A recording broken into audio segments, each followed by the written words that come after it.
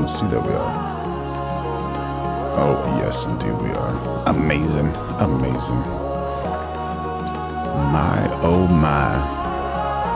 Amazing times. Amazing times. Absolutely. How's everybody doing? How you doing? As always, super happy to see you. We're going live every day of 2026. Make sure you like, subscribe, turn on those notifications, become a member, throw in a super chat if you want. And welcome in, legends. The Trump world is not just split. It looks like the group chat caught fire, blamed the Wi-Fi, then accused the smoke alarm of being a federal informant. We're covering Ian Carroll, Charlie Kirk questions, Dan Bilzerian, Nick Fuentes, and the bigger issue, who deserves influence over young men and women right now? Hit like, subscribe, become a member, drop a super chat if you want your name attached to the most dangerous weapon in politics, a chat room with receipts. Oh man. All right, let's see what's happening, Mr. Ian Carroll. We're arguing about like Charlie Kirk and stuff. I'm like, dude, watch the show. I don't know what to tell. So what Nick is actually describing is when he was being fucking really weird, Dan was calling him up being like, bro, what the fuck are you doing? What are you fucking talking about? Is this kid a Fed? What is this kid doing? Why is this kid acting so retarded all of a sudden? He's supposed to be at the forefront of this movement, and now he's out here shoveling the Fed slop pro-Israel narrative. That's sketchy. It would be very on character for Dan to just be like, I'm going to fucking do something about this, and pick up the phone and call him up and be like, what the fuck are you doing, boy? Conspiracy theories are entering. There you go. Information is the oxygen of the democracy. There's so much evidence out there Yo, how you doing, less than Pyramid? 1% is true. That would be enough to collapse the current paradigm and change the whole planet. Cool intro. There you go, man. Nick Fuentes is throwing some crazy accusations at Dan Bilzerian after Dan Bilzerian said that he thinks that Nick Fuentes is a Fed. And we've been over this mountain before. We've had this drama several times in the last year. I am less concerned with, is Nick a Fed, or is Dan a Fed, or is anyone a Fed? Far less concerned with that than the undercurrents here, the underlying themes. Far less concerned with, I don't give a shit about the drama and who said what and all of that, except for what it lets me get at beneath the surface. The themes of what's happening online, what's happening with the influences that are influencing our kids, our politics, our minds, our thoughts, the conversation around Israel, the conversation around America, and America first. Yeah, it's America also kind of first. funny. I've been thinking a lot about the themes we're going to talk about here tonight.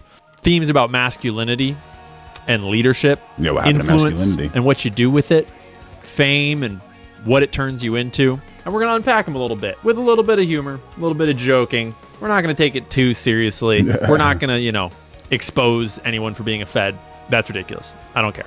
But if you don't know what I'm talking about, if you don't know what this story is, if you don't know what's happening on X today, you're doing awesome. Keep it up.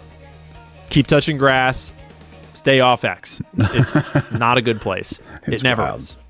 Dan Bilzerian, yesterday, I believe it was, posted, I think Nick Fuentes is a Fed. And he didn't really post much more than that. He just posted, I think Nick Fuentes is a Fed. Full disclosure, I do know Dan Bilzerian personally just a little bit. Not super well. I'll discuss that a little bit later. I have been to Dan's house, which is relevant to the allegations here, and I'll share about that a little bit. So Dan says he thinks that Nick Fuentes is a Fed. Nick Fuentes comes back out today and says this, which dramatically escalates the whole situation. And now everybody in the online right, in the JQ communities, everybody is weighing in. And it's interesting. It's interesting to see what people are saying. It's funny to see what some people are saying. It's enlightening. And you should obviously think for yourself.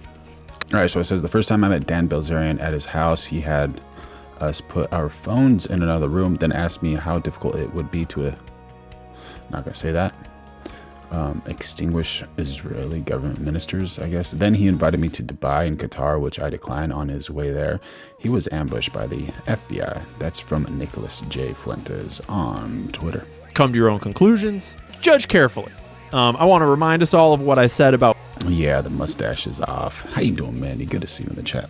Blake Bednar's the other day, that, you should be very careful presuming something about someone else's life and stating it publicly with any certainty, because you don't know their life, you don't live their life, you live your life. True. And it's very easy to be wrong about someone else unless you have concrete, irrefutable proof. So to clarify, at no time during this stream am I going to Oh, it's just hair. It'll grow back. claim that Nick Fuentes is a Fed or that anyone else is a Fed. I don't know.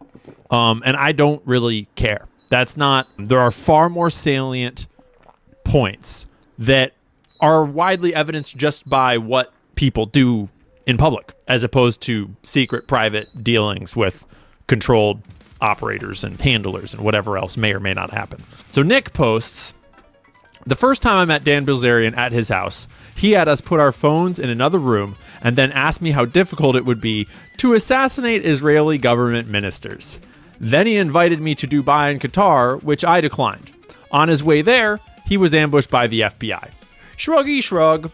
All right, so help me understand this. Who would ever go to Nick Fuentes for advice for how to commit violence?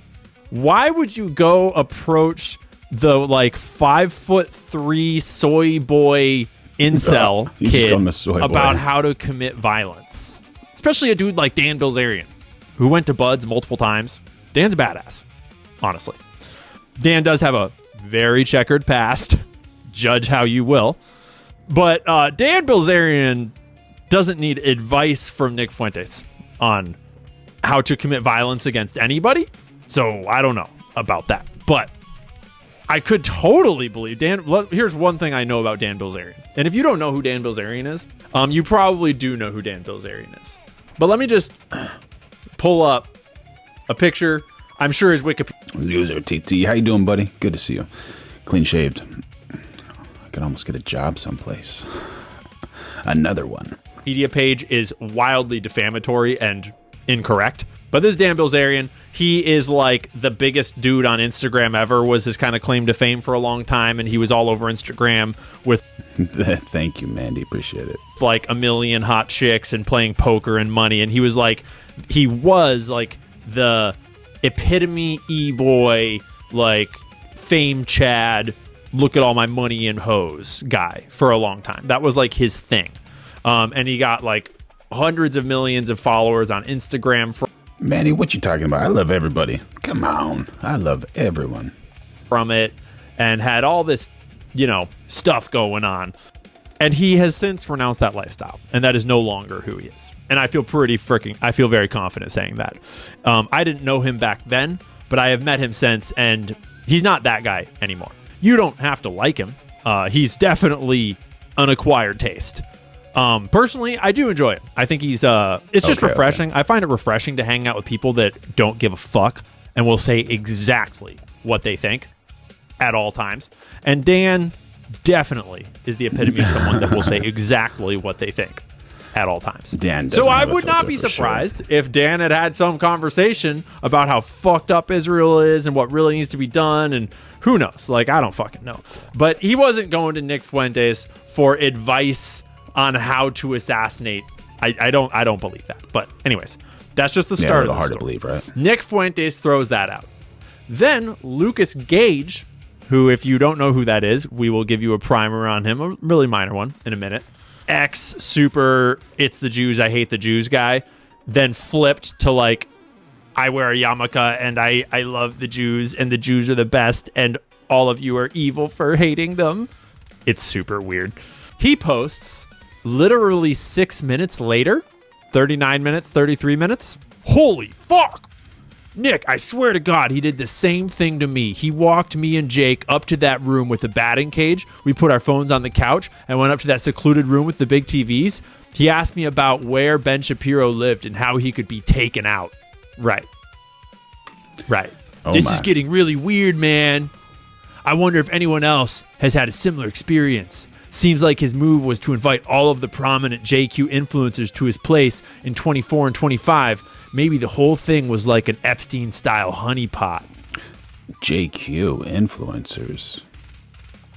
I just thought he was really dumb. Okay, that is some serious Fed jacketing right there. Whoa, that escalated quickly. Interestingly enough, I am one of the prominent JQ influencers that Dan invited to his place in 24 and 25, and I'll tell you about it.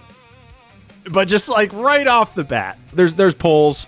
Everyone's putting out polls. Who do you agree with, Bilzerian or Fuentes? And it largely just depends on, who's posting the poll for. What is a JQ influencer? Have you guys heard that term? What is that? Who is in the lead? Oh, actually, no. In this one, I guess Gage and Nick have fallen behind too. Looks like Dan and Jake Shields are pulling ahead because Jake Shields and Dan are pretty close. They both live in Vegas. Where is it?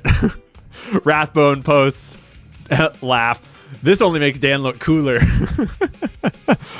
Yeah, honestly, the thing that I find so refreshing about Dan Bilzerian is that he'll just fucking say things. He'll just fucking say things. And to be clear, this is America and you have freedom of speech. And you're not allowed to plan assassinations, but I think that is highly fucking unlikely that that's what he was doing. And regardless, I don't get great vibes from little old Nick jumping straight to like trying to incriminate Dan by sharing, probably misquoting, misconstruing private conversations. It's a little Fed coded. It's a little uncomfortable. I don't think it's going to do what you think it's going to do. So let's get into some of the responses, some of the reactions, because they're kind of funny.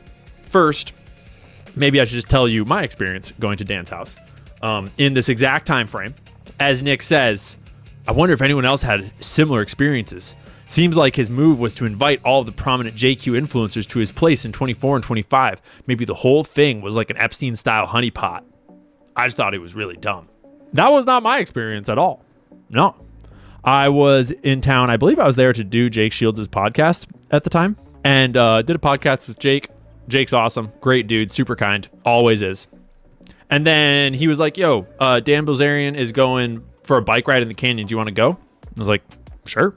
And we met up, and he had e-bikes, and we just went on this long e-bike ride through the canyons, and it was sick as Fluff Daddy, how you doing, buddy? Good to see you. fuck.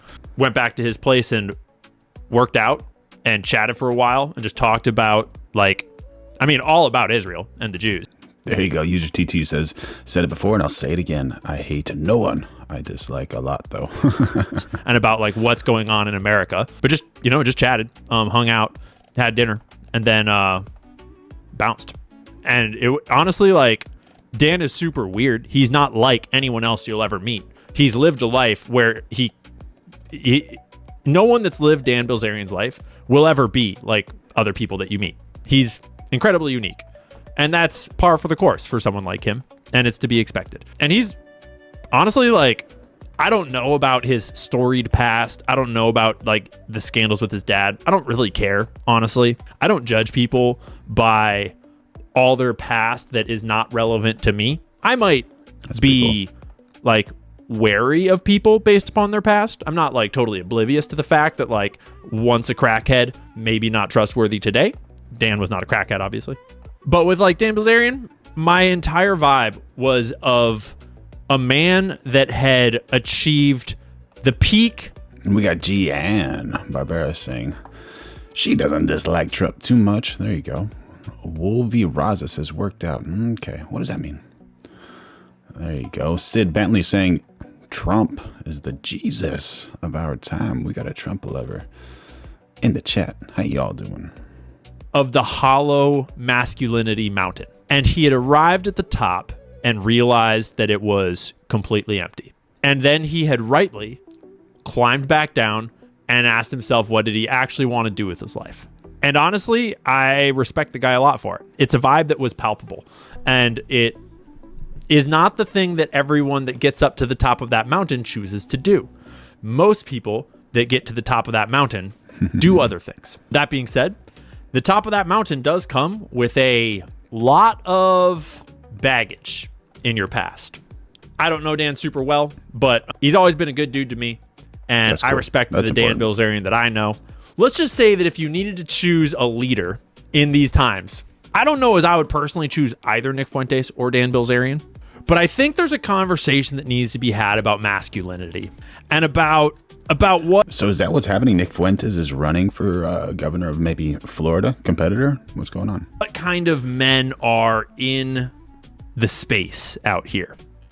Because Nick Fuentes represents a really interesting node in the influence network, in the political space, in what young people are waking up and looking up at and seeing like. No, far-right political commentator Nick Fuentes is not running for governor of Florida in the 2026 election.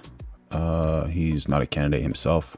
He's a supporter of James Fishback, a Gen Z Republican candidate running for Florida governor who has embraced the Groyper movement associated with Fuentes. Okay, so I guess that's kind of the real reason, because Bilzerian's running for governor of Florida from what I understand, right? And maybe he's supporting, Nick Fuentes is supporting James Fishback, so he's just trying to throw some dirt on Dan Bilzerian, trying to make sense of the situation. What do you think, chat? Like, this is what politics is. This is what America is. This is what America first is. User TT says, and especially when you kind of Nick is a closet Democrat. confront Nick Fuentes' platform from his own perspective and his own words, shit gets kind of weird pretty quick. As for Nick versus Dan Bilzerian is currently running against Randy Fine, one of the most horrendous Jews. We got Frisk Taffy jumping in on the chat saying, the deeper into space you go, the less physical it becomes. Remember to speak to the ones upstairs before taking advice from the person right in front of you. There we go. We got a philosophical comment in the chat. Thank you, buddy. In the fucking world. He's the fat one from Florida that said that after he shook Netanyahu's hand for the first time, he didn't wash it for 2 weeks until he could touch the heads of his kids. He's the one that said, let the streets of Gaza run red with the blood of the civilians that we're killing.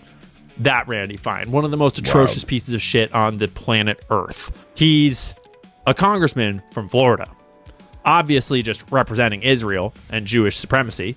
And Dan Bilzerian is running to unseat him right now. And honestly, could probably win. I don't know nothing. I don't know anything about the district. I don't know what's going to happen there. But it's a little weird that Nick Fuentes keeps on counter-signaling every actually America First person that runs in all of these races. And he always has some excuse about why and who and what. And it's blah, blah, blah, blah, blah. It's a little weird. We'll get into that in a bit. So we got these polls. Let's just go to Nick's timeline and just see what it is that he said just in order here. 23 hours ago. Cool. That's the end of it right there.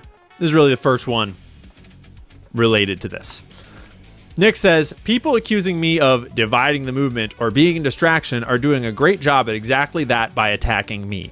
The biggest threat to America First is that it will be suffocated by the teal-backed tech syndicate pushing JD Vance for 2028. I am focused on that. But the thing about America First, in Nick Fuentes' perspective, is that America First is just Nick Fuentes. And according to Nick, he is the movement, and he's the whole movement, and no one else. And he's the leader, the cult leader, if you will, and the gatekeeper, pretty much. And if you don't agree with Nick, if you don't get in line with Nick, you can't be America First. You're not America First. He has a monopoly on everything America First. And, you know, fair enough. He's been running his show called America First for a long time. But let's be clear. You can have your show called... Fluff Daddy says, this guy wants to turn men into women.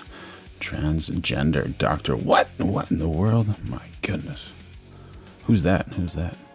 That's bad. That's a bad one. Called America First. You cannot have the idea. Sid Bentley says, Nick Fuentes is a Qatari stooge. Lava Turtle, how you doing, buddy? Good to see you. Called America First. Sorry, bud. That ain't gonna fly. Because America First as an idea is for Americans. And you are just one of them. And the way you treat that idea feels pretty fucking sketchy and an awful lot like a gatekeeper. And anytime that anyone else comes along and threatens Nick Fuentes' fragile little ego, his fragile, super straight little ego, his reaction is always the same. And it's always very catty and very effeminate, for lack of a better term. It's kind of bitchy.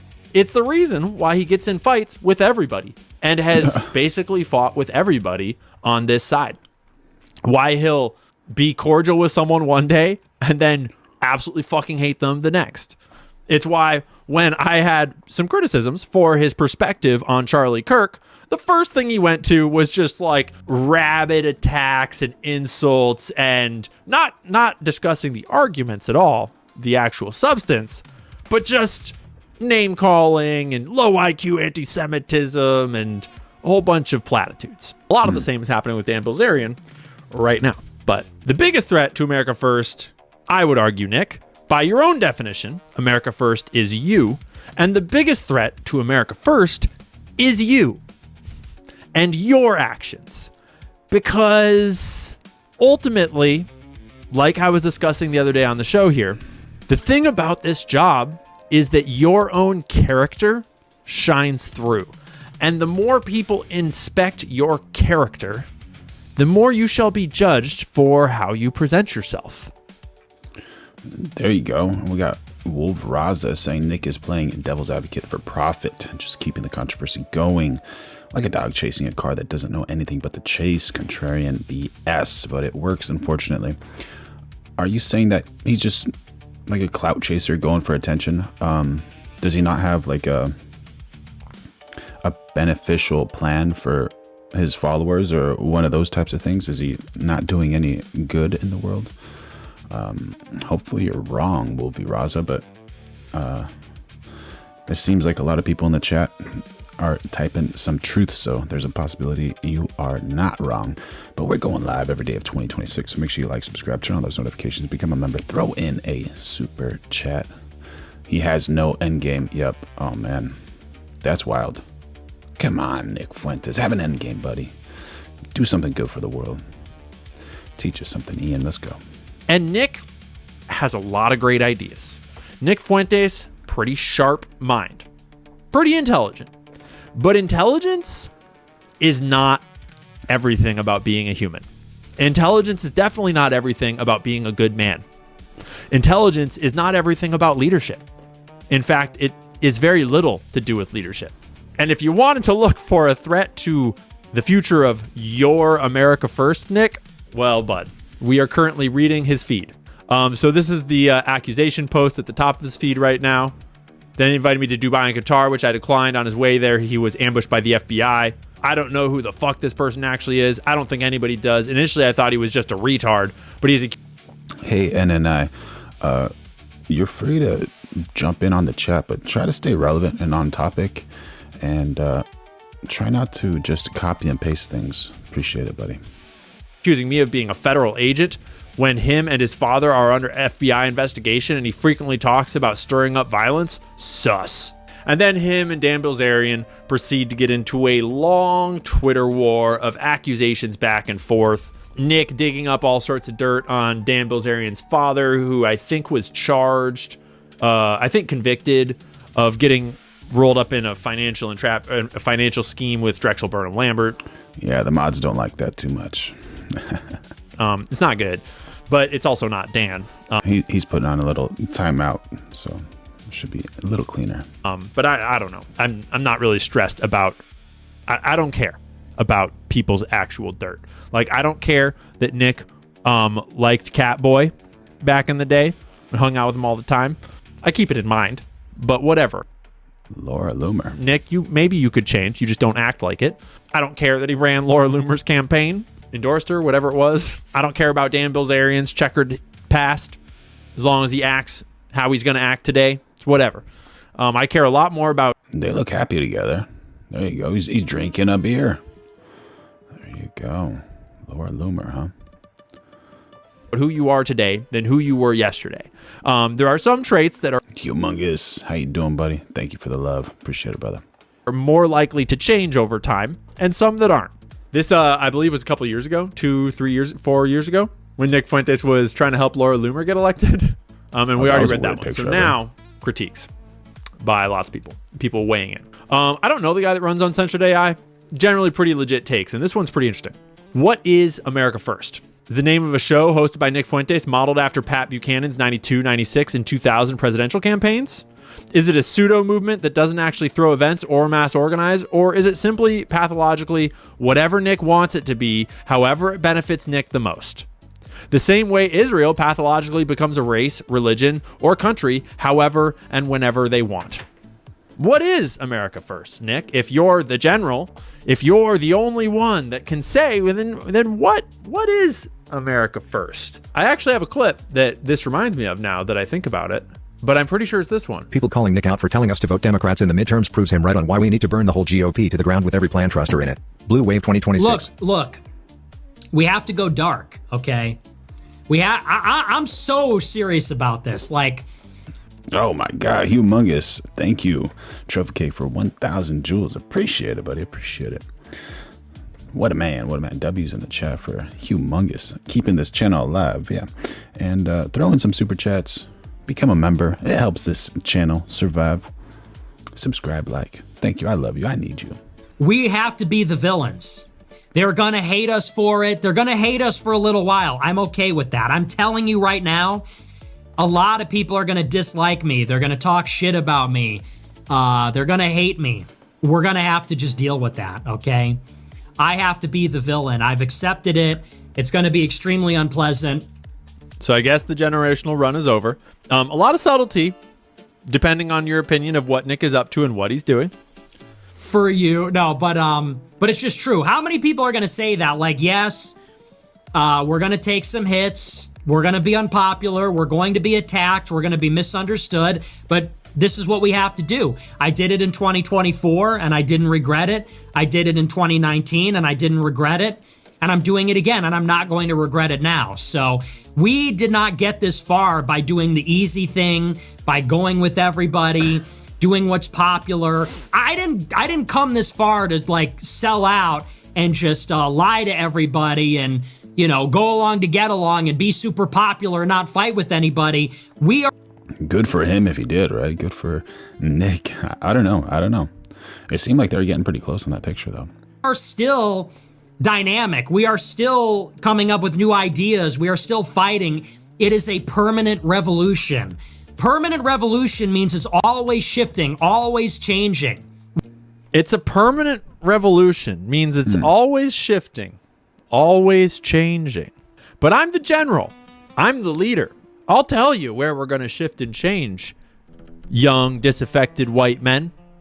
I'll tell you what America First means as we shift and change, as we become the villain. Not going to nail down any particular platform that I stand on, any particular values that I always champion. Just shifting and changing. Here's a value that you might champion, Nick. Strong families in America. I don't know if you would go for particularly white families or even exclusively white families, but how about strong American families? How about good fathers and mothers to American children growing up? Is that a value that you would champion? Right? Because like you're a Catholic, right, Nick? A Catholic? And the biggest hole in Nick Fuentes' platform to me has always been his relationship to women and to family and to masculinity. Because like it or, I mean, here's the thing. You can be gay. Like, and I don't like it. It's okay to be gay. It's okay to be not some macho masculine man. But at the same time, if you're going to be a leader of what America needs right now, and a Catholic semi-white nationalist, not exactly, leader of what America needs today, and it's not going to include masculinity, why not? Exactly. Because it's pretty clear that what America needs is strong men. It's pretty clear that the young generation of men in America have been emasculated. Their hormones are fucked. Their future is fucked. They don't have any good, strong male role models and leaders. It's breaking up families, and breaking up families is breaking up the American identity and American culture. And it's that American identity and American culture. I hear Nick talk about that a lot. But when I look at what Nick models,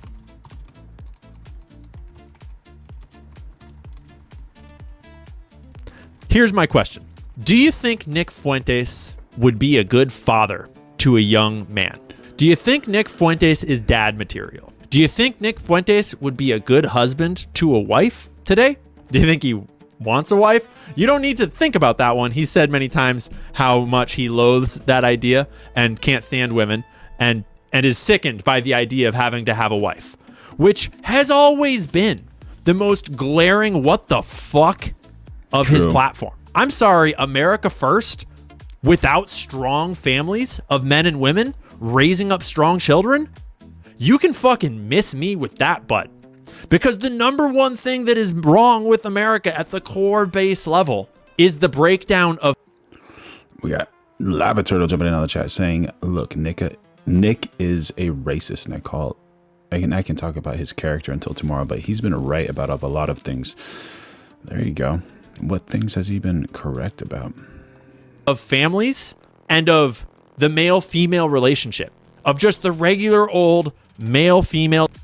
Humongous saying, Nick Fuentes is doing this out of resentment towards Trump for not acknowledging his support for Trump in the beginning. Could be. Michael White jumping on the chat saying Nick just talks do, no substance, no commitment. And I don't know how I would say that word or those last two words. I guess he enjoys the same gender. Dynamic. Part of that is the left and like the trans movement and the LGBTQ movement just fucking with everybody's perceptions of like it's okay to just be a regular fucking person. In fact, it's quite good. Bastian, how you doing, buddy? Good to see you, brother. Because that's what all of society's built on. Terry joined the chat. How you doing, buddy? Good to see you. Eating my ass saying amen. One's making the babies. And the breakdown of all of that is at the heart of the loneliness epidemic for both young men and young women. And ironically, Nick's entire following, the Groypers, is largely composed of this sort of like, I don't mean this in a derogatory way, Groypers. You're probably a bunch of homies, but like a lot of incels. The Groypers are largely a bunch of young, disaffected, not just white, men of all colors, a lot of girls too. And yeah, I've seen some. Humongous says I've actually watched a few of his podcasts. He's unhinged. Yeah, Nick Fuentes is a wild guy. He's got some wild statements, but he does have some accurate things to say, you know. But he is like right on that line of like extremely racist, but kind of true in some ways, but like very, very aggressive and confrontational.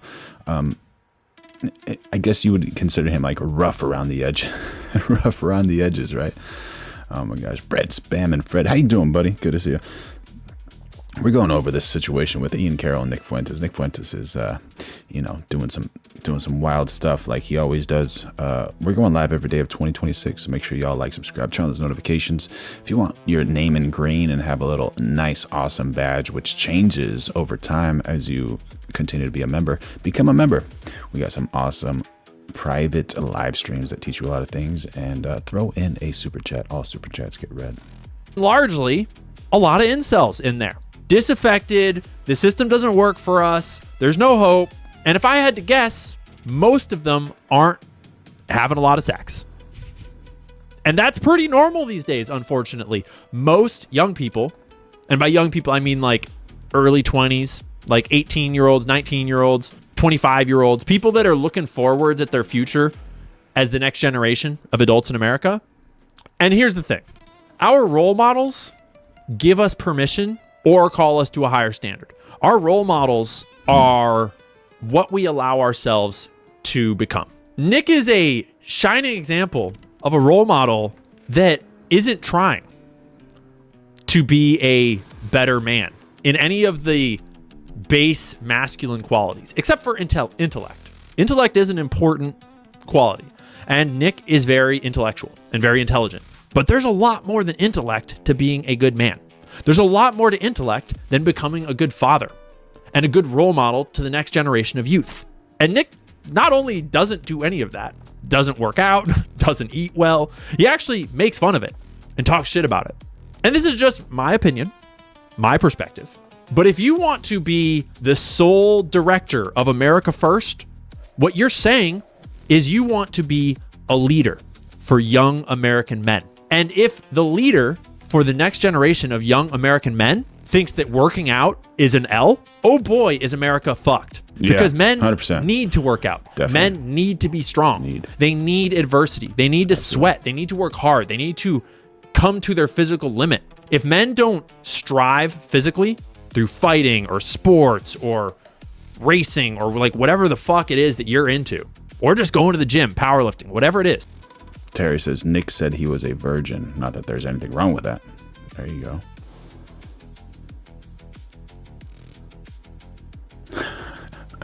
Can't read Hugh's chat. If men don't use their body, they do not actualize. And a lot of that is tied to your hormones. And if you don't use your body properly, your hormones don't work properly, and you might be liable to become a gay little bitch, for lack of a better term.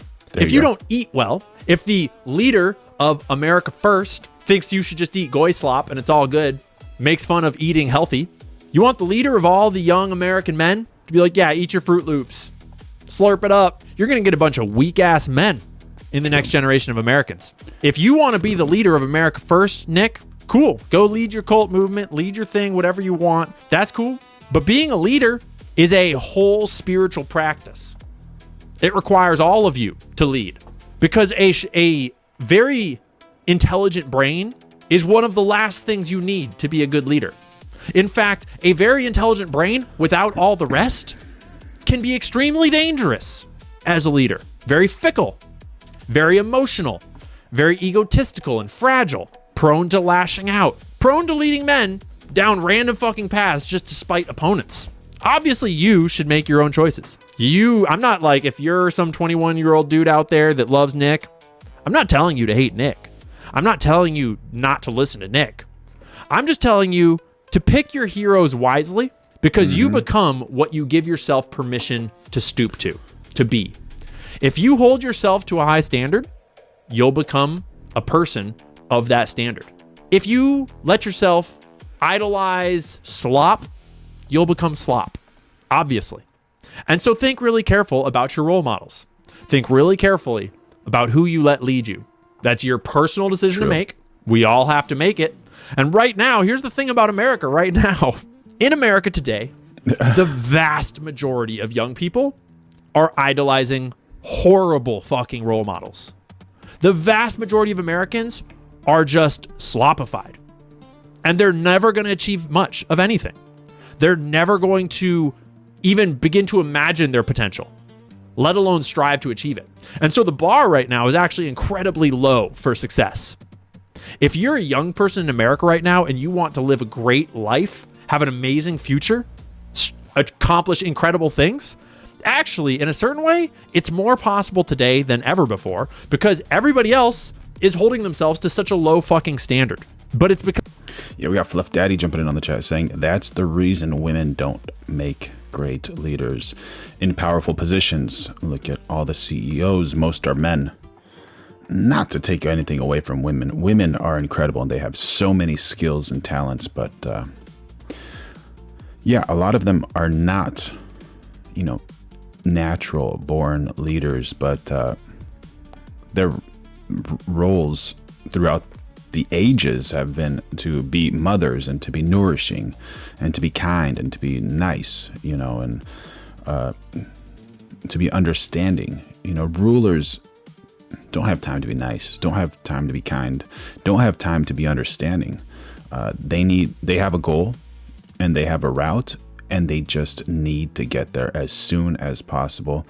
And I'm not saying that all leaders have to be evil or are evil, but they don't have time for this communication and this, how do you feel? No, can you get it done or can you not get it done? Thanks, bye. And that little thing about how do you feel, a woman that's just super empathetic, she could talk to you for 6 months about that statement. It's just a completely different thing, and this is nothing against any of these women, because 20% of my subscribers do happen to be women, and we love women. Happy Mother's Day. And by the way, make sure you like, subscribe, turn on those notifications, become a member, throw in a super chat. It helps keep this channel alive. I love you. The Lord loves you. Your family loves you. And you're special. Because it's Human really nature. easy. the more you get surrounded by people holding themselves to a low standard, the harder it becomes to hold yourself. Yeah, Angela Merkel, German prime minister. Yeah, she was quite a character. She had a cool personality as well. Did you see that one with was it Bush, who kind of like started giving her a little shoulder rub? That was hilarious. To a high one. Hard work is always hard. It's just relative to what? A person that grows up doing hard work all the time, that same hard work will seem easy to them because they do it all the time. True. It's normal. But a person who's been coddled their whole life, who's never strived, who's never been to the gym, who's never had hardship, lost anything, to that person, it'll seem like the end of the world. Young men need that adversity. And they need that adversity forced on them, and then they need to be taught to seek it out. Because in this world, there's a million people trying to make money on your comfort, on your ease, on your vices, and your sloth. It's real easy to be suckered into taking the low roads in life and being your lower self. And a lot of people you might look up to for certain aspects of who they are, like Nick, might have a really sharp mind or be a hilarious comedian or be a really cool snowboarder or something you look up to. I don't know. Yeah. But they might also do a bunch of drugs. And actually, if you role model yourself after the part of them that you like, you might be fine. You might never, that might be fine. But you got to be careful that you're not kind of quietly in the back of your mind coming to accept all these other parts that might not be so positive. They might be directly toxic to your future. Because if you were a young man today, suppose you're a 16-year-old young white dude in America, and you love Nick Fuentes because he generally speaks to your vibe. If you internalize Nick Fuentes' perspective on women and working out and healthy food, just as a few examples, and masculinity kind of in general, you're fucking yourself over completely. Because as a 16-year-old young dude, your future is entirely in your hands. You start going to the gym today, you're getting chicks in 5 years. Not because you're all swole, although it helps to be swole, but because of all of the life experience and confidence and inner Swole Patrol. Bam. strength that you'll gain from 5 years in the gym. But if you never go to the gym because you give in to the incel, then you're never going to reap the benefits of all that hard work. If you let yourself at 16 start to think that all women are bitches and, oh my God, there's so much work and I hate them and they just whine and blah, blah, blah, blah, blah. Well, people have gone through that. And the reason is usually they have a bad experience with a woman. But to say all women are female dogs, absolutely inaccurate. Some of them, yeah, some women are horrible. Some men are pieces of shit. True. Some Jews are fucking evil. Some black people are lazy. Some white people are total fucking assholes. There are plenty of amazing women out there. Plenty of amazing, incredible experiences out there that you can only get from meeting a woman or a man, if you swing that way. User TT, Reno was the one who did Waco. Reno.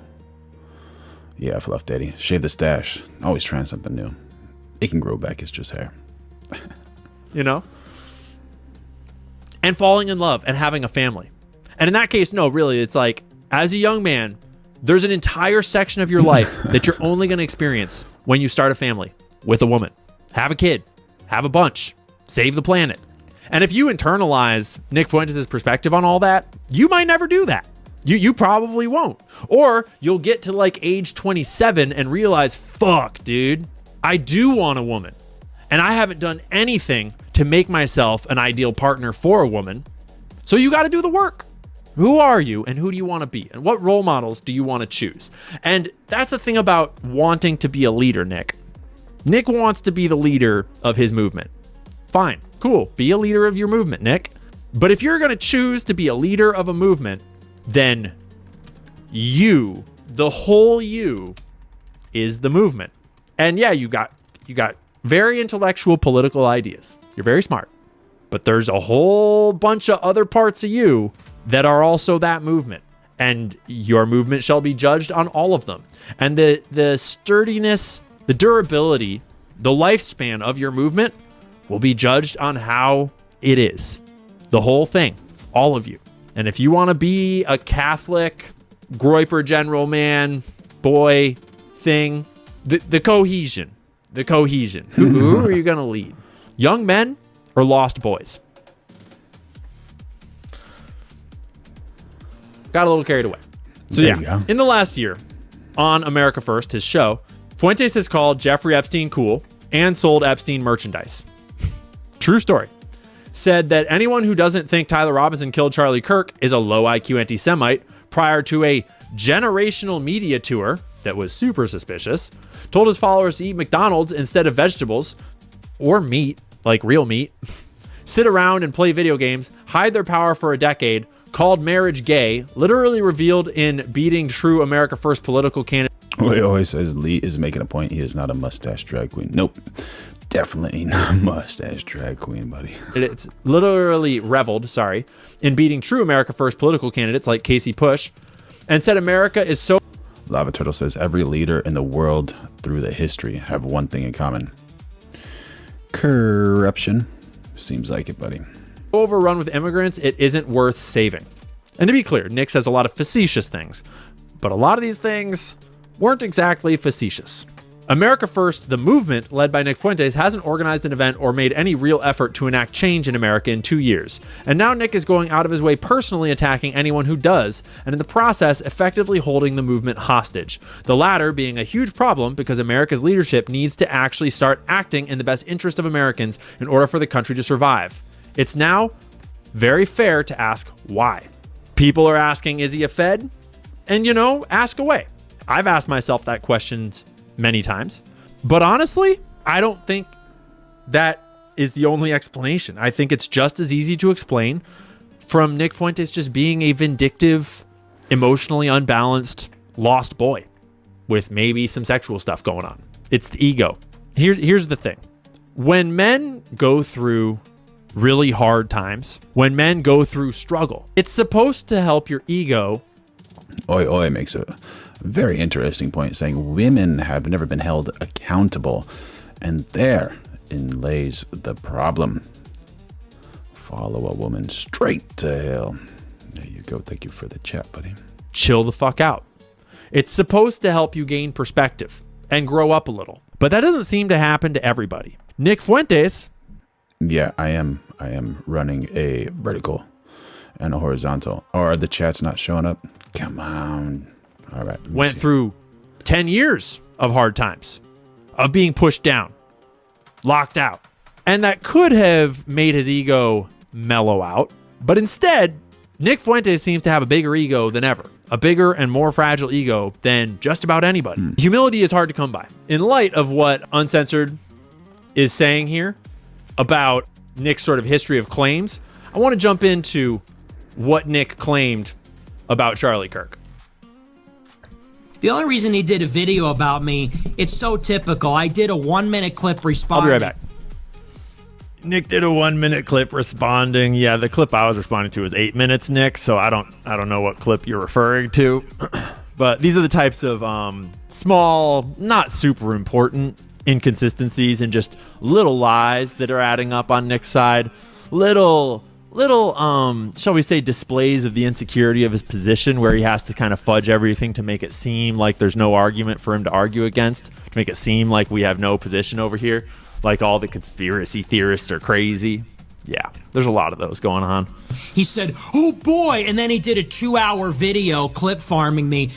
Actually, Nick, clip farming is where I go back through your past and grab a whole bunch of clips of you saying things in other contexts, out of context, like the hilarious GTA clip that I defended you on because I thought that shit was funny as hell.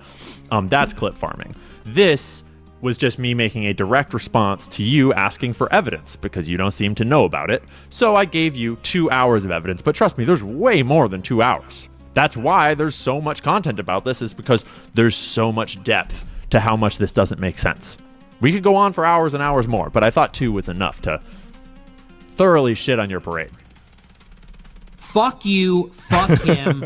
There is no what's the evidence? There is no evidence. Wait, what's the evidence? Well, the bullet could never do that. See, here we're going to get into the part where he tries to make the argument sound retarded, but he's just exposing his own lack of an argument. You can go watch my 2-hour video. You can compare it to his representation of it. It's very transparent. We have the internet, Nick. We can all watch things. That's not evidence. One. Two, there are many ballistics experts that disagree. JF Garaipi did a 1-hour video about it. This part's going to be great, too. We're going to respond to JF Gripey a little bit and to Phoenix Ammunition and to all the other experts that have just popped up conveniently to, shovel the Fed slop conveniently all of a sudden. Right when there's a new resurgence of conversation about how this doesn't work. There's a number of other ammunition sellers and other ballistics experts that... Ammunition sellers, yeah. We know who you're talking about, Nick. It's cool. We got this. We'll take it from here. JF Gripey is this French guy. He's got to be French. He's a neurosurgeon, a brain surgeon, apparently. All right, so we are now entering the main portion of the show. And he replays a bunch of my video. He makes a bunch of points. This part right here, I think is relevant and interesting. Very interesting. And the number of big accounts that have come out and reposted this video saying, this is the best argument I've seen. Yeah. About a 10-degree angle. That's the only way you could ever possibly imagine that there was no exit wound. And No. My theory is that the skin played the role here, and I will prove that to you tonight. Because all the TPUSA leakers have Alex Cleary jumping in on the chat. How you doing, buddy? Good to see you. Long time no see. told us that the autopsy says that it hit. He's not kidding. His theory is... Yeah, humongous. I guess the Restream bot is only working for the horizontal, not the vertical. Is that the skin... And by the way, we're going live every day of 2026, so make sure you like, subscribe, turn on those notifications, become a member, throw in a super chat, helps us stay alive. Stop the bullet, the vertebrae, and then traveled down his spine and obliterated him. Muscle structure that you would find in a human neck. This is where the bullet would have gone. Saint Phineas says, I don't know what I'm talking about. Wait for the rest of my argument, sir. And if you're not convinced at the end of this show that it could have happened, I don't know. I will say sorry. For it to go into the body, we have to believe it would have done Lee84 says clip farming. You have to grow something to farm. That guy is an idiot. There you go. There you go. What do you mean by that? What do you mean? Like a nightmare of a 1970s vibe gone wrong, respectfully.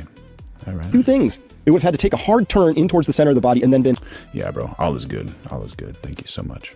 ...impressed by or stopped by these bones here, enough to get to... No, it was stopped by the skin and bounced toward the bones. Now, as it was bounced by the skin, back through the elasticity of the skin, then it didn't have its kinetic energy anymore in full, because the skin absorbs a lot of kinetic energy, throws back just a little bit, and that just a little bit was enough to just push back the bullet to go along the spine, but not too deep. ...reflected down into the... Bro thinks that the skin is a trampoline. This surgeon thinks that the skin is a trampoline that's going to bounce back the bullet from the back of Charlie's neck with enough force. Your dad jumping in on the chat saying Angela Merkel was cool. What a race traitor. Angela mud flooded Germany. Yeah. You know what? Maybe she had good intentions. You know, and maybe she had no choice, bro. These people that you think they're in power, sometimes, you know, seems like they're in power, but they don't have too much of a choice. To then travel back through muscle... And they might be gaslighting quite often. Tissue, hit the bone vertebrae, shatter for her them, wallet. Travel, then do a right-hand turn, travel down the bone vertebrae, shatter them, all the way down to T1. That's a very powerful trampoline, Mr. Jean-Francois. This is one of my favorite moments in Nick Fuentes' history. There's actually a conspiracy theory about like the real reason that happened. I can show that video. I'll show it to you right now, but I don't know. It's a little wild, bro. There are many incredible moments in Nick Fuentes' history. Before this exchange with Nick Fuentes, I just want to remind us all, I was cool. I didn't have any problem with the guy. I thought that his ideas were pretty solid and they made me think really critically, and I'd been generally very supportive of him. I'd actually made, I think, more than one video directly supporting him and speaking rather highly of him. The paused face here is pretty epic. Yeah, why did it change? It was once I started to notice his perspective on Charlie Kirk's assassination, then I started to stop and think, like, wait a minute, what? And actually, at the time, Dan Bilzerian called me and was like, yo, what the fuck is Nick doing? What is going on? And I was like, dude, I do not fucking know. This is weird. Because Nick was immediately, maybe just out of spite for Candace because he is such a spiteful human, but immediately was just like shoveling the Fed slop narrative to his audience as hard as humanly possible, which makes no sense on the evidentiary side. The even more strange part to me is that Turning Point USA is the epitome of Nick Fuentes, of like a whole wing of Nick Fuentes' thesis or ideas that he's been discussing for the last couple of years. One that he actually enlightened me to by talking about it, that Israel doesn't just influence America through Israeli lobbying and Israeli money. It's not just like an Israel problem. It's actually American Jews and American Jewish organizations and networks and NGOs and all these. It's a Jewish thing because Jews network in a way that is international and tribal. And when you look at the role of American Jewish money influencing organizations like Turning Point and then using them for their purposes, it's a exact perfect example of this larger thesis that Nick has been championing in a way that almost no one else was. And the Charlie Kirk story actually dug a lot of that open, and we learned about like the Shillmans and how they would. Captain Blackbird has joined the chat. How you doing, buddy? Good to see you. They would like pull donations. We got Humongous saying going from 100 yards to 200 yards, the bullet loses 1,000 foot-pounds of strength depending on the grain used in the ammo. The bullet was likely traveling very slow frames per second. I learned yesterday about Abbey Loop. Oh, I didn't even hear about that. Wish I didn't learn about it. Maybe I shouldn't look it up. To threaten you and to put pressure on you, and they like offer donations in order to like entice you and all these things. And he was just completely silent on all of that. Second. And just trust. I was thinking about video, bro. Anytime you see FPS, it's frames per second. Sorry. Cash Patel is telling. Just to make a correction, Humongous meant feet per second in regards to the bullet. Lee84 says, Charlie Kirk, U.S. Marshals plant feeding off the CIA. That was removed because he was pulled. He is still alive. Some people think he's alive along with Island Man. There you go. There you go. I wouldn't doubt it, man. I wouldn't doubt it. That hand looked a little plastic from Dr. Erica Kirk. You know, Erica Kirk is a doctor now. We can pull up that video too. Telling you the truth about who murdered Charlie Kirk. And it was... Avaloop is a New York-based aviation marketing consulting company founded in 2011 by Nadia Marcinkova, designed to provide targeted promotional services, branding, and event organization for the aviation industry. While nominally an aviation services firm, it has been linked to financing from Island Man and has faced scrutiny regarding its business practices, bro. Oh, bro. So weird.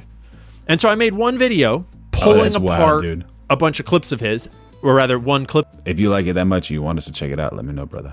Of his, and being like, yo, what's going on, dude? Why aren't you talking about this? Why do you think that? But just talking about the information.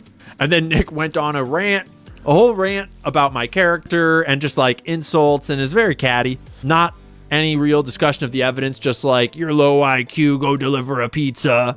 It's like, oh no, I'm so hurt. So then I made another response to his response, and that's what we were just watching here. Is Nick egged on and eventually started citing this gripey guy, and eventually once he started talking about why he thinks that Tyler Robinson killed Charlie Kirk, it got even weirder because the dude he cited was this guy that was literally talking about skin trampolines stopping 30-06 bullets, and it's like, what, dude? That, for a smart person, Nick, that's a pretty fucking retarded take. It looks so bad. It looks so irredeemably unintelligent that I still don't know what to make of it. He eventually just gave up and like stopped talking about it and went on his merry way. And I just kind of left it be because I didn't know what to make of it. I mean, it was kind of a funny time because Nick was just serving up like meal after meal after meal of just easy content, of slam dunk content, of like, whoa, dude, what? I'm sorry, you put that on video and published it on the internet? it's one thing for like Ben Shapiro or like, I don't know, Eyal Yacobi to like have a bad take on the internet. But like Mr. Champion of high IQ. Yeah, Captain Blackbird's awesome. He always gets W's in the chat, man. Shout out to Captain Blackbird. Anti-Semitism over here. So blatantly posting one of the most low IQ concepts I've ever even heard of on one of the biggest stories of the decade that seems pretty fucking obviously tied to Israel in some way. That was so weird. And ever since then, it's left a weird like vibe. Daniel Whiting jumping in on the chat saying, so the bullet went from 10 million feet per second to 1 million feet per second, even if true, still not bouncing off the skin.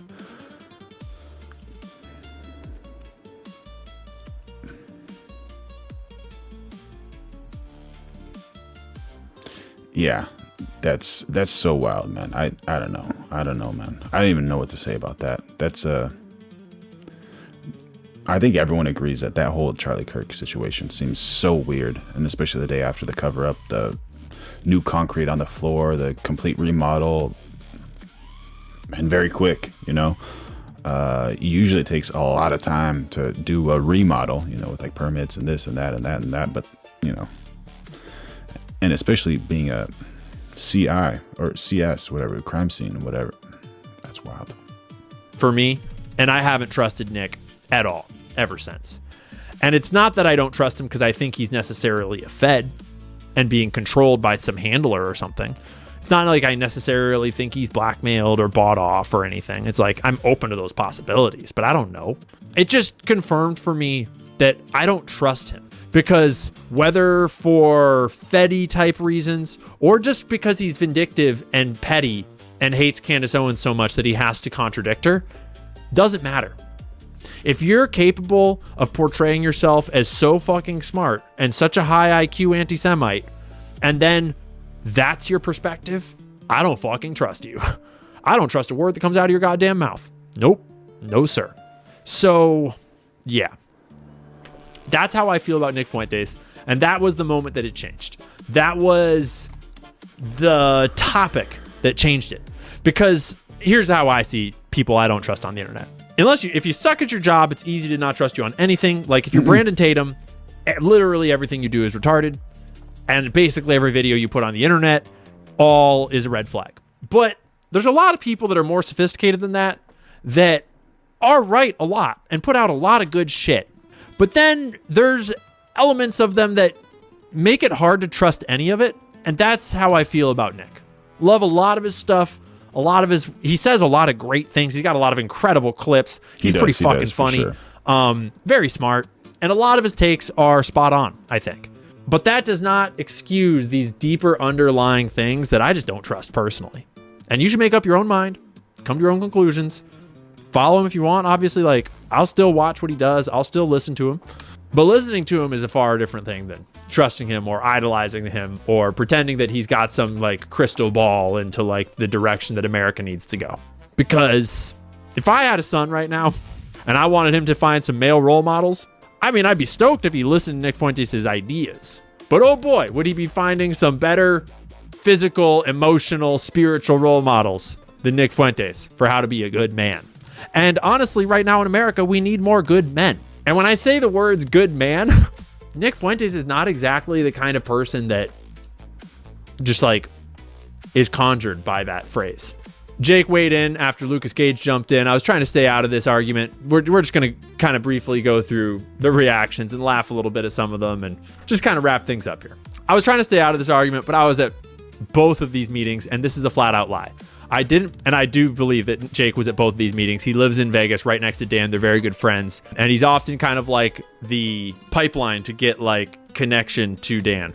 At least that's what it was for me, is I went there to talk to Jake, and then we went and hung out with Dan. I didn't believe Nick was a Fed and told Dan that, but after seeing this, I changed my mind. Dan is viewed as a threat, so it appears they want to use Nick and Lucas to take him down. Did anyone drop This is the kind of people that are supporting Lucas and Nick. American patriots that use the term woke right unironically. This is what we call a Shabbos Goy. I don't know who this guy is, but I just looked through his profile just now to kind of figure it out.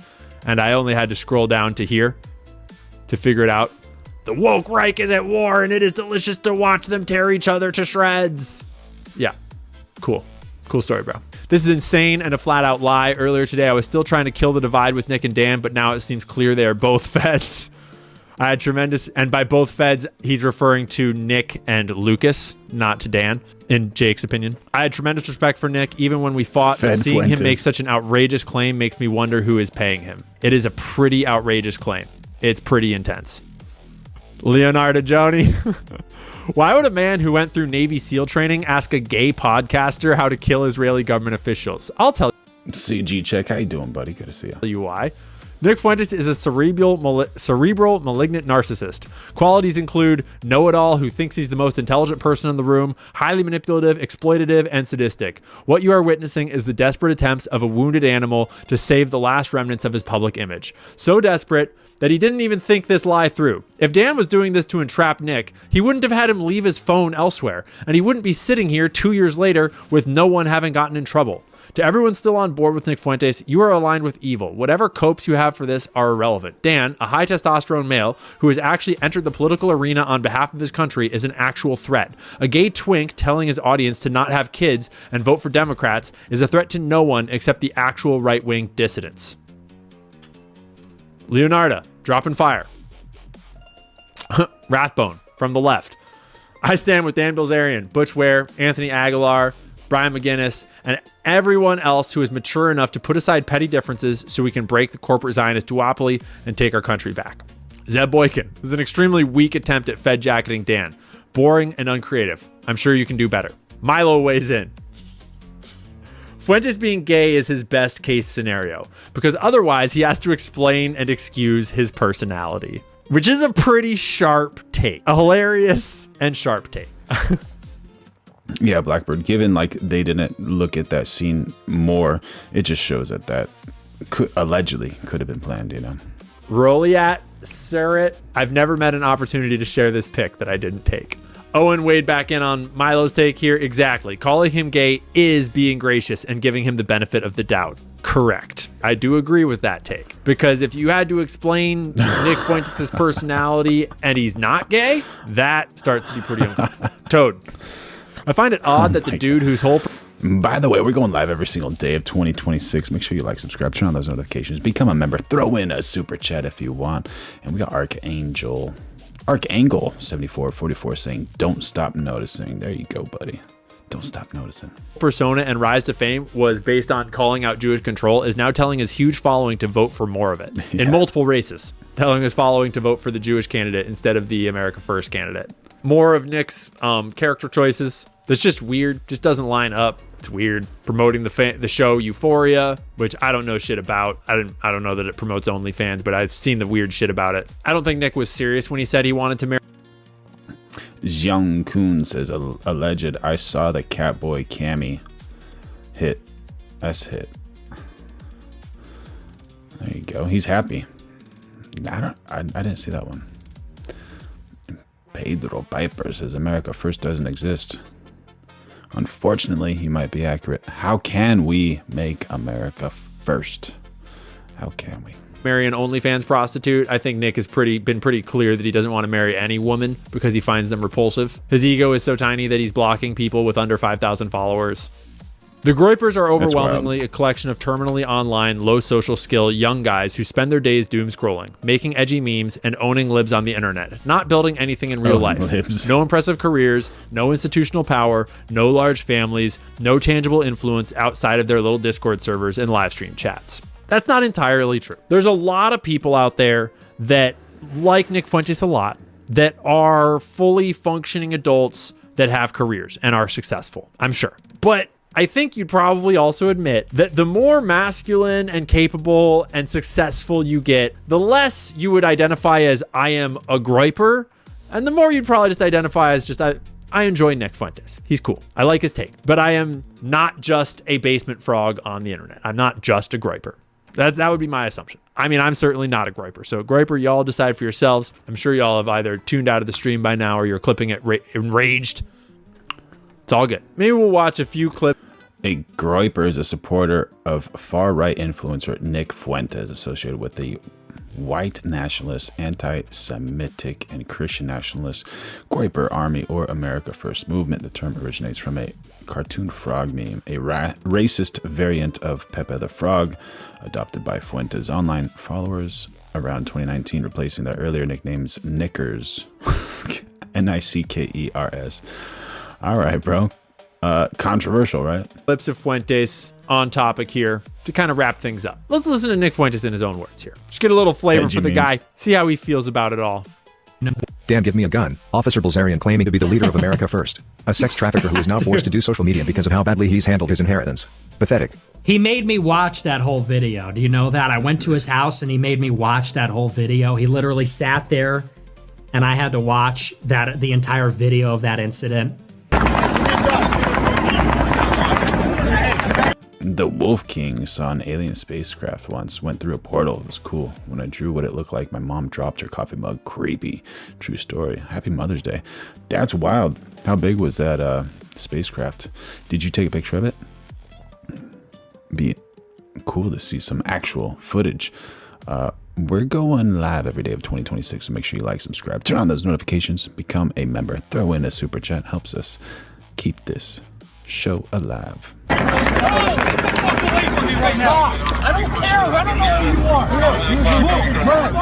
Probably shouldn't show that video. Give me a gun, dude. Let me get in there. That's so, yeah. Doesn't that just say it all? What do you think Nick Fuentes would have done if he was at the Las Vegas shooting? What do you think Nick Fuentes' response to being in that kind of mass shooting environment would have been? Do you think his first response would have been, let me fight back? Do you think if Nick Fuentes had been there with a group? Yeah, we covered the U.S. government releasing UFO pictures last night, videos last night. Yeah, it's kind of pretty weak, man. You can make that in like 2 minutes on AI. For friends, his first response would have been to protect them. And aside from that, like, oh my God, he forced you to watch the video. It's like, you don't want to have conversation with friends about interesting things in the world, tell stories, talk shit. Kind of weird. Archangel says they're going to release the full alien files before they release the Island Man files. Probably, bro. Probably. And today he says on Twitter, first he's telling us. I love my government. USA first, man. That the left is trying to kill right-wingers. Now he says to vote for the Democrat in Ohio. It's too contradictory. And it's like, Dan, I know you're not that smart, but it's really not that complicated. I mean, it really... Listen for all the platitudes and sort of empty sentences. Vanilla Danilla says they're releasing camcorder footage like it's 1998. Yeah. Operation The Great Distraction by Captain Blackbird. Most likely. What are they distracting us from? And like little insults that don't really mean anything. Just listen for sort of the rhetorical fluff that's not actually anything. Really boils down to that. This is why they... Got an update from the Wolf King 2.033 saying, sorry, only had pen and paper at the time. Same size as a Boeing aircraft. My goodness, did it make any sound? How close was it to you? And how big was the portal? Was the portal any colors? They call us Goyim. Like, sorry, this is why they call us Goyim. I used to think low IQ anti-Semitism is just something that they said. I was wrong. Okay? I was wrong. Low IQ Probably, anti-Semitism is real. It's Dan Bilzerian. You know it. I know it. Pretty much the whole world knows it. There is such a thing as low IQ anti-Semitism. We have been seeing it. It has been out of control. It has been running rampant. And what do I mean by that? It's these people that all they know how to say is, it's the fucking Jews. That's all. It's like they're just... So, first part of the argument. This is low IQ anti-Semitism. It's the fucking Jews. That means you're dumb. You're dumb if you think that, right? That makes you low IQ anti-Semite. Just pressing a button. They can't tell you anything about it. There's no depth. There's no complexity. There's no even real understanding. They don't know anything about anything. Obviously, that's all platitudes. Obviously, someone like Dan Bilzerian knows plenty of things about plenty of things. He might not be as intellectually competent on a topic as Nick Fuentes, but he knows plenty of things about plenty. That's all they... maybe Hitler was a good guy. A Holocaust joke. Nick Fuentes is exceptionally good at and often employs the tactic of straw manning his opponent's arguments every time. And he does it rhetorically for his show to get views and to be funny. But in an argument context, what he's doing is misrepresenting the person. We got the best chat in the world. Make sure y'all like, subscribe, turn on those notifications, become a member, throw in a super chat. This is just absolutely wild. Tell us about the first and last time you used. Oh my God, bro, that's hilarious. Person he's talking about. It's a fucking Jews. Hey, retard, it's a fucking Jew. I know, Dan. He calls me up on... And now he's about to say that he agrees. He holds all those same perspectives. All the low IQ anti-Semitism. Oh, Wacteris, I didn't see it. Wacteris says, why is my comment not getting read? It's like NPCs here ignoring what I just put. Let me see, buddy. Talking points. By the way, members get their comments. I usually see their comments a little bit first, so sorry about that. Let me see. I know. On the phone. He tells me it's the Jews for 2 hours. I want to say, Dan, I know. Oh, are you one of those alternative coin brokers? Hi, nice to meet you. I'm Nick Fuentes. Yeah, super chat gets read. That's right. I've been saying that for 10 years. I know. Every time he calls and I pick up the phone, he's telling me about how the communist commissars are Jewish. Got it. What is PH2 Russians charged by DOJ, however, never caught? I know. He's telling me about how it's all of them. I know. He's telling me about how, Israel's causing all the wars and not... I know. Preaching to the choir. Got it. Anyway, so he says So heaven forbid a bro try to have a conversation with the bro about the Jews. Oh Lord, the thought crime for forcing Nick Fuentes to talk to a homie about the Jews. But anyway. he's telling us that the left is going to kill us, but now you're... Look, I mean, how much clearer can I make it? I've said it so many times. We are going Democrat in 2026. This is a midterm election year. Do you understand that? It means that every House seat is... The voice just was like really intense for a second there. Term election year. Do you understand that? Am I the only one hearing that? I didn't hear that on the first go through. 6. This is a midterm election year. Do you understand that? It means that every House seat is up for election and 1/3 of the Senate is up for election. The president is not up for election this year, Dan. Okay? Now, if Democrats win the House, then for the next 2 years, you'll... Yeah. Cool, Nick. Cool story. We're voting Democrat, apparently. All the groypers. America First is voting Democrat now. They're going to punish the Republicans because it's all left, right. It's only reps and Dems. Weird Texas deplorable veteran says only the Jews and whites are evil. Everyone else is perfect.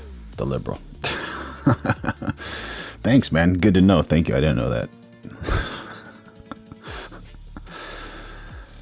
Oh man. Some liberals just have a way of thinking. We got a liberal video coming up, y'all. It's just the duopoly, 2 parties, that's all you get. Let's buy into that system a little more. That's what America First is doing. Honestly, 99% of these crash outs are because I don't pick up the phone. Like, Dan was flaming me because I didn't text him back. And I was like, bro, I literally missed like 3 texts. And he's like, it was 4. It was 4 texts. I was like, whoa, not that anyone's counting, right? And he's like, you never called me back. I'm like, dude, you're like a girl. All you fucking people do is talk on the phone, kicking your feet. I don't have time for that. It's like, sorry. Well, it's not even I have all the time. Nick is exaggerating and distorting a behavior, but it is a behavior that I think is real about Bilzerian, and he's misrepresenting what it is, at least the way that I see it. Dan does take communication seriously. He takes everything in life more seriously than your average person. And it's a trait that I notice in high net worth individuals that I've met and high achievers. It's a trait that I've noticed in millionaires that I've met, just to put it bluntly, because that's the kind of stuff, that's the kind of way you need to live your life if you want to be that kind of high achiever, generally. At least that's the way I see it. A lot of the highest achieving people that I've met take communication pretty seriously and communicate intentionally and are good at doing it, good at communicating. And Dan is very much like that. He's intentional with the communications. He's not catty and chatty like that. When he calls you, he wants to talk to you about a thing, and he'll talk to you about it. In the world, I just don't want to talk to you. Dude, he would call me up for like hours and just give me the speech, just give me the monologue about the Jews. I'm like, dude, I know. We're arguing about like Charlie Kirk and stuff. I'm like, dude, watch the show. I don't know what to tell. So what Nick is actually... That one, that's a picture of me when I have my mustache. Is that the one you're talking about, Hugh? Describing is when he was being fucking really weird about Charlie Kirk, saying that Tyler Robinson killed Charlie Kirk and the bullet bounced off of his neck skin. Dan was calling him up being like, bro, what the fuck are you doing? What are you fucking talking about? Trying to figure out, probably, is this kid a Fed? What is this kid doing? Why is this kid acting so retarded all of a sudden? He's supposed to be at the forefront of this movement, and now he's out here shoveling the Fed slop pro-Israel narrative. That's sketchy. And so, actually, I totally believe that happened. I would Mr. Good Citizen saying, no, I'm 100% decide both parties are traitors. Oh, Restream bot decided to jump in on the chat. Mandy, oh, are we still doing the... No, we don't hate anybody over here. We love everybody. We're just trying to find the truth, girl. Come on. All right, I'll see you when you come back. It would be very on character for Dan to just be like, I'm going to fucking do something about this, and pick up the phone and call him up and be like, what the fuck are you doing, boy? I'm not surprised, honestly. And this is the exact kind of response I would expect. Oh my God, like, stop holding me accountable for my ideas. Just let me be the Griper General. Tell you. Not for nothing, but so many people crash out on them because I just won't even go one step out of my way to demonstrate that I like have any patience for what they have to say. And then they just start to hate me. Like, that's really what I need to get better at that. At caring about anyone other than your... Did you verticals see that Restream bot chat? Yourself? Yeah. At having any basic human compassion. Yeah, it would be a good move. It would be a good move. Anyways, let's end with this one. Wait a minute. Let's hear it. So Hannibal 54689 says, a vote Democrat, folks.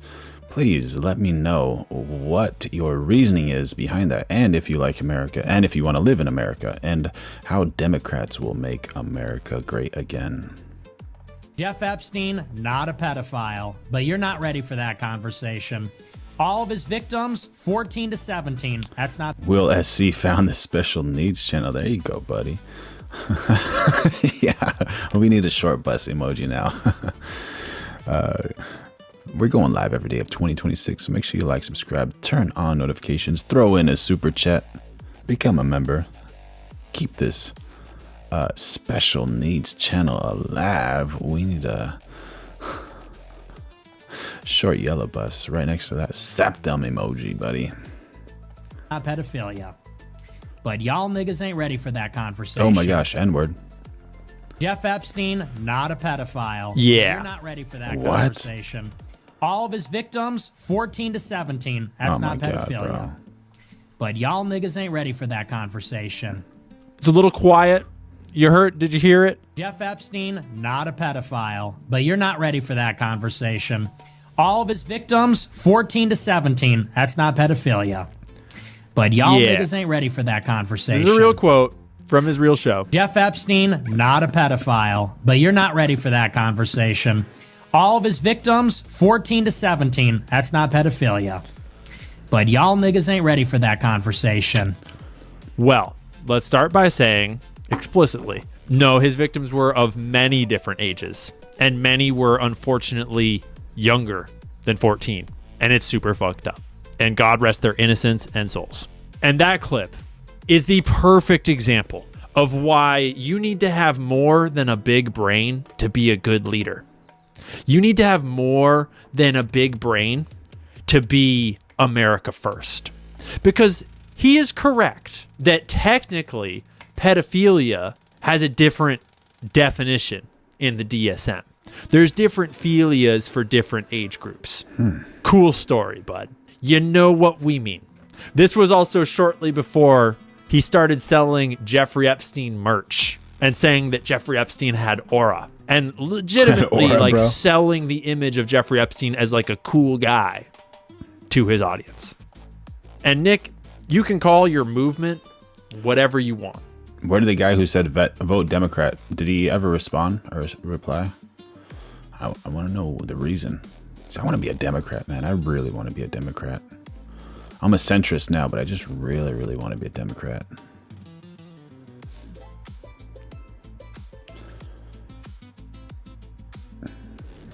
Weird Texas says, white, most unhood white boy just said N-word. Typical wiggerism in America. Yeah, I don't know. It just makes me feel uncomfortable whenever white people say the N-word. It's like, what for, man? What for? There's so many other words. Come on. You can call your show whatever you want. But I'm sorry. The idea of putting America first. Yeah, dude, tomorrow I'm going to get my septum piercing. I have a big, bright yellow ring, fake gold. Regardless of what I say or what Dan Bilzerian says or what you say, regardless of what anyone says, the movement of the idea of putting America first is just never going to be led. Will I get more members and super chats if I go Dem? By someone that's that smart and yet It's that to fucking live. retarded. That is by someone that is so intelligent and so unable to see how soulless and hollow it is to even begin to approach that perspective. Let me close by just clarifying my perspective on Nick. I don't know if Nick is a Fed or not, and I don't care. I treat him exactly the same. If he is a Fed or not a Fed, it's all the same. There's probably a lot of Feds out here, and there's probably a lot of people that seem like Feds that are just retards or big ego or emasculated gay people that are in the closet that, you know, can't take an L. Whatever. I don't know. He'll put his ideas out on the internet. Everyone else will put their ideas out What about instead of saying the N-word, people just said MAGA? To make America great again. on the internet. It's an open What happened to that Dem? The Dem doesn't answer, man. Come on. conversation. Not too worried about it. Personally, though, I don't trust Nick Fuentes one fuck. Hugh, I'm not going to say that word, bro. I deeply do not trust the mismatch of intellect and spirit, morals, content of character. I am far MAGA in Paris, bro. Oh my God. MAGA in Paris. MAGAs in Paris. far more concerned. When I'm getting information from someone on the internet, I am far more concerned about the content of their character than the contents of their brain. Honestly, I would way rather get There you go. Kind of similar to MLK Jr. right there. information from a high moral standards, low IQ individual than from an evil piece of shit with no morals that's super fucking smart. Because one of those people will manipulate you and will always be out for themselves, and the other one is a good person. It's not rocket science. This Yeah, job, only this families, bro. space, That's this good. conversation, the internet is about a lot more than being smart and being right. But if Nick just wants to be smart and right, that's cool. You do you, bud. Up next is for the Dem. We have the most epic Dem video coming up. So all the Dems, get ready, Dems. This video is for you. Conspiracy theory. Get ready. Thank you, Mr. Ian Carroll. What a cool vid, man. This is for you. This is a Caucasian lesbian. So what's your cause?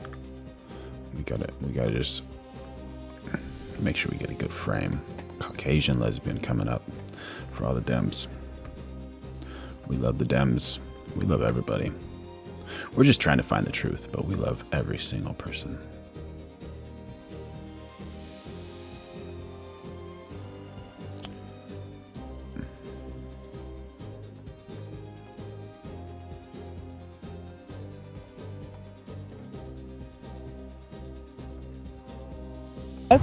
What's your cause? First, what's your position? I'm gay. I am too. What is this? Why does it say one man and one woman? I'm the happiest man in the world. Why does your sign say one man and one woman? I'm 100% gay. Why does your sign say one man and one woman? Because this is the right, natural way. What does that mean? I don't know. Why are you having... Words don't mean anything today. Turn around. Thank you, Captain Blackbird. Appreciate it, bro. When you talk to me, you address me as a white lesbian. This guy is hilarious, bro. Oh my gosh. Who is this? Kanye West cousin? Oh my gosh, dude. How dare you call him a black racist when he's a white lesbian, bro? This guy's awesome, dude. Legend, dude. Mr. Good Citizen saying respect his pronouns, bro. He's a Caucasian lesbian, a white lesbian, bro. Oh man. That are based on hypocrisy and bigotry. I'll be a boy. Sir, you're the stupidest man I've met. Is it a guy or girl like talking to this white lesbian? I have no idea if it's a guy or a girl. Oh my gosh. Lisa, how you doing? Welcome to the chat, girl. Good to have you here. Make sure you like, subscribe, turn on those notifications. We're going live every day of 2026. Throw in a super chat. Become a member. James Jones says 100% dude. All right. I honestly can't tell. An argument just attacking that person. Not the... Come on. And at the very end, just have a good day. Just gotta say, have a good day, right? Just have a good day. These people are funny, man. These people are super duper funny.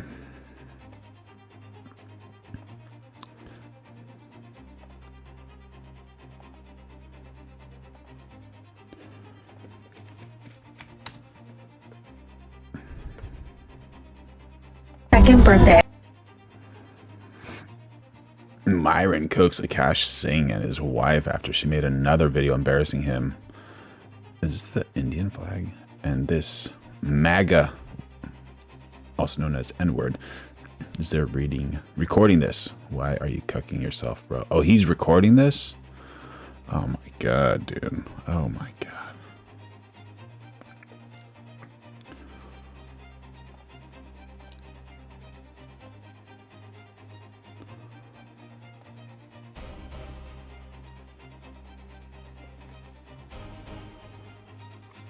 I thought I would tell you guys funny stories about when we were first dating.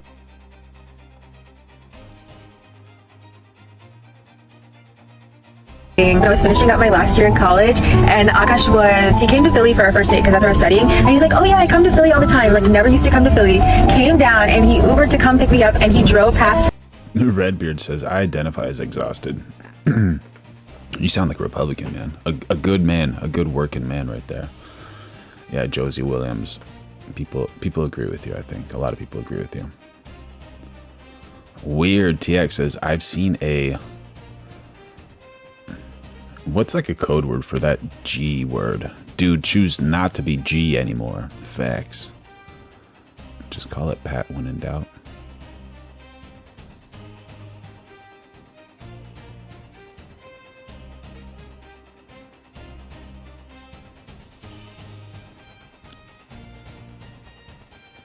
We got some people saying, I want religion to be illegal. That's wild. It's so weird that a lot of religions help people, and a lot of people have bad experiences with certain religions. I think the actual foundation of religions in general is good, absolutely good, but sometimes there's just some bad actors in certain religions that kind of ruin it for a lot of people, you know. Barclay suggests religion has never helped anybody. I think a lot of people would disagree with you. Absolutely, a lot of people. Sometimes people use religion as like the basis of war, but say for instance if the United States wasn't based on Christian values, how good would the United States be? Think about it. Alex says religion separates the masses. Unfortunately, some people do misinterpret certain things to separate people, and a lot of people use religion to separate people because if you can divide, then you can conquer. Just like, you know, the right and the left, like the Dems and the Republicans. Like it's not worth it, man. We're all people with different ideas, and this is a joke, you know, like that guy, obviously they're making jokes, but who cares if they're gay or straight or this or that?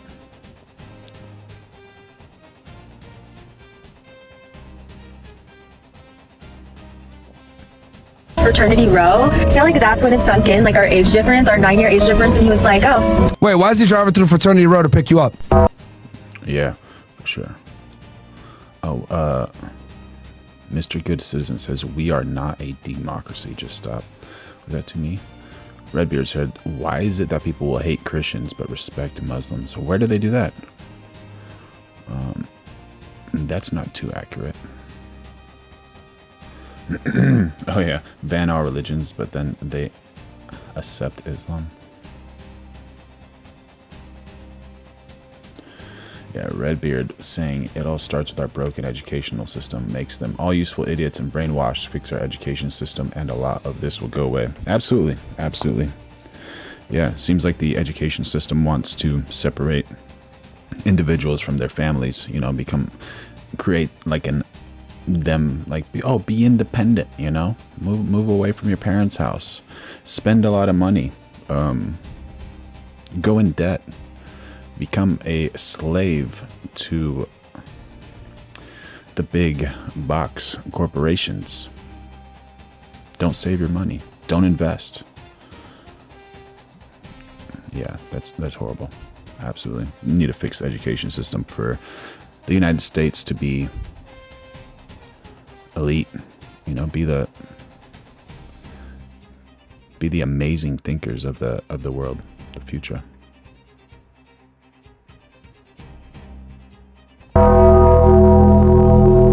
Why the fuck did he have to drive through fraternity row to pick you up? Okay, and then he took me to this restaurant, Sampan. My Philly girls know. He thought he killed it, which he did. It's a good restaurant, but I had been there on a date with the last guy. True. Daniel Whitting says, religion is a personal experience. If it's not for you, that's fine, but you can't tell others that they're wrong for having a personal relationship with God. Absolutely. Jeb Common says, you can hear Satan speaking through the Democrats in the chat. Oh man, Democrats. Some people do believe that.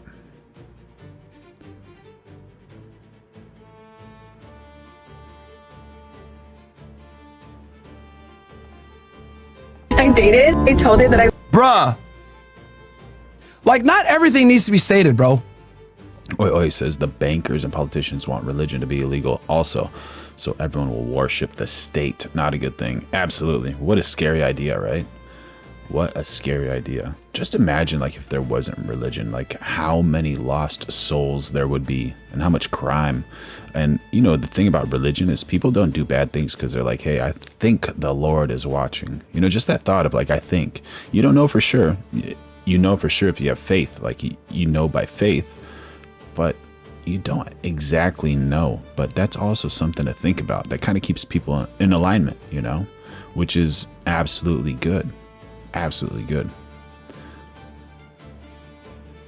Imagine that if people had no idea. They're just like, oh yeah, there's probably not a God, and then they just commit these horrible crimes because they're like, oh, I'm just gonna live and then be extinguished, and that's it, you know. Mandy's back. How you doing? Barclay says, I worship my wife. That's a good thing, bro. That's a good thing. Does she worship you back?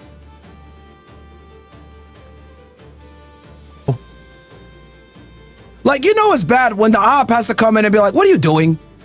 What the fuck are you doing, bro? Like, seriously? Is this necessary? I went there before and he was like, are you kidding me? Then he took me to Eastern State Penitentiary, which is like an old jail where I think, what's his name? Al Pacino? Al Capone. Al Capone. Whatever. Al Capone State. And this nigga's there recording this? So he's actually recording his wife doing this stuff? Why are you cucking yourself, bro? Why? Why? Yo, look, man. I don't want to use this as a shameless plug, but this is why y'all niggas got to get my book, bro. Honestly, so you ever be in a position like this stupid ass Indian nigga? Bro, Why Women Deserve Less, book number 1, and then book number 2, Why Women Deserve Even Less. And bro, the more I watch this dumbass Jasleen bitch, I didn't know he's a poet or a writer, dude. That's good for him, dude. He's funny, man. What a funny guy. What is wrong with her eyebrows? What is going on? Mandy just jumping in on the visuals right there. Okay, so that girl in the video, that's Akash Singh. Akash Singh is a comedian who is on the Andrew Schultz podcast, and he's been known as like a cuck because she said that she was a virgin, and she was, you know, so Akash Singh was like, oh, so beautiful girl, a virgin, I'm gonna marry her. So he married her, and then like after they got married, she went on a show and said like about doing fellatio on white college dudes in a college town and bouncing her rear end and doing all these wild things. So people just started like going mad on the internet, just calling him bad words and stuff. And then allegedly, here's a new video of her saying some stuff about college towns. probably next year. Yeah, hooking up through college.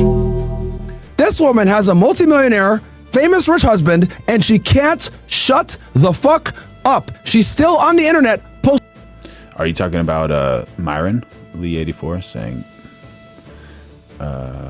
he is going against the honeypots? Look out. TV law enforcement smear campaign stuff. What do you mean by that?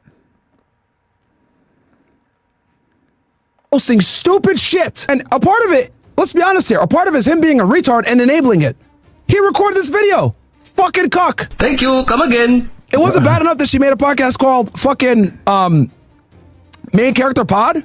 Thank you. Come again. It wasn't bad enough that she talked about fucking her best friend's husband. Thank you. Come again. Fantasizing about other guys instead of you for sex. Thank you. Come again. Bragging about her lavish lifestyle that you pay for. Thank you. Come again. Making you. And Redbeard says so many today worship social media. It's the new god in today's society. Unfortunately, a lot of people do, man. Unfortunately, absolutely true. Like the smaller closet shit takes the bigger one, embarrassing you on camera. Thank you. Come again. There you go. Ganja Buster says, we are Charlie Kirk and we carry the flame. Comes on the fucking Flagrant podcast. You guys try to do a damage control and it flops. Thank you. Come again. You have the soundbite, yeah.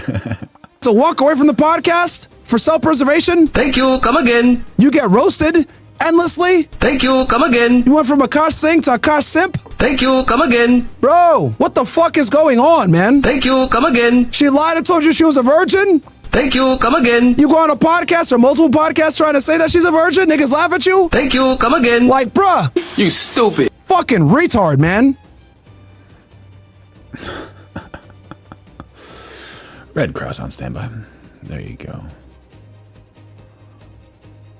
Yeah, talking about only family.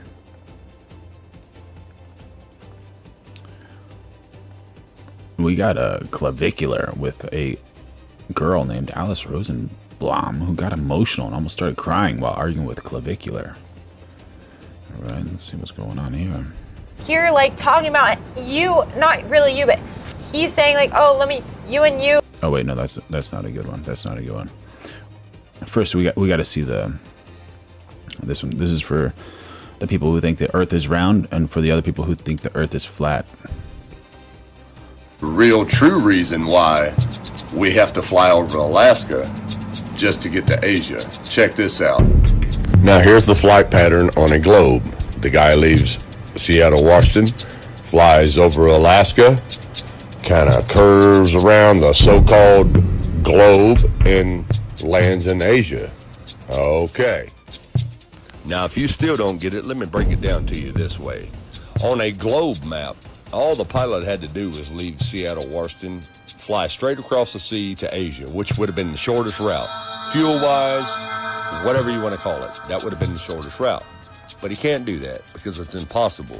Now let me show you why he takes the route that he takes. Now let's have a look at the same route on a flat Earth map.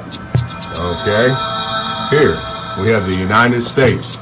the west coast of the United States. Kelly Chica, how you doing? Here, we have Asia, which is where the guy went. Well, look what's right in between. Alaska.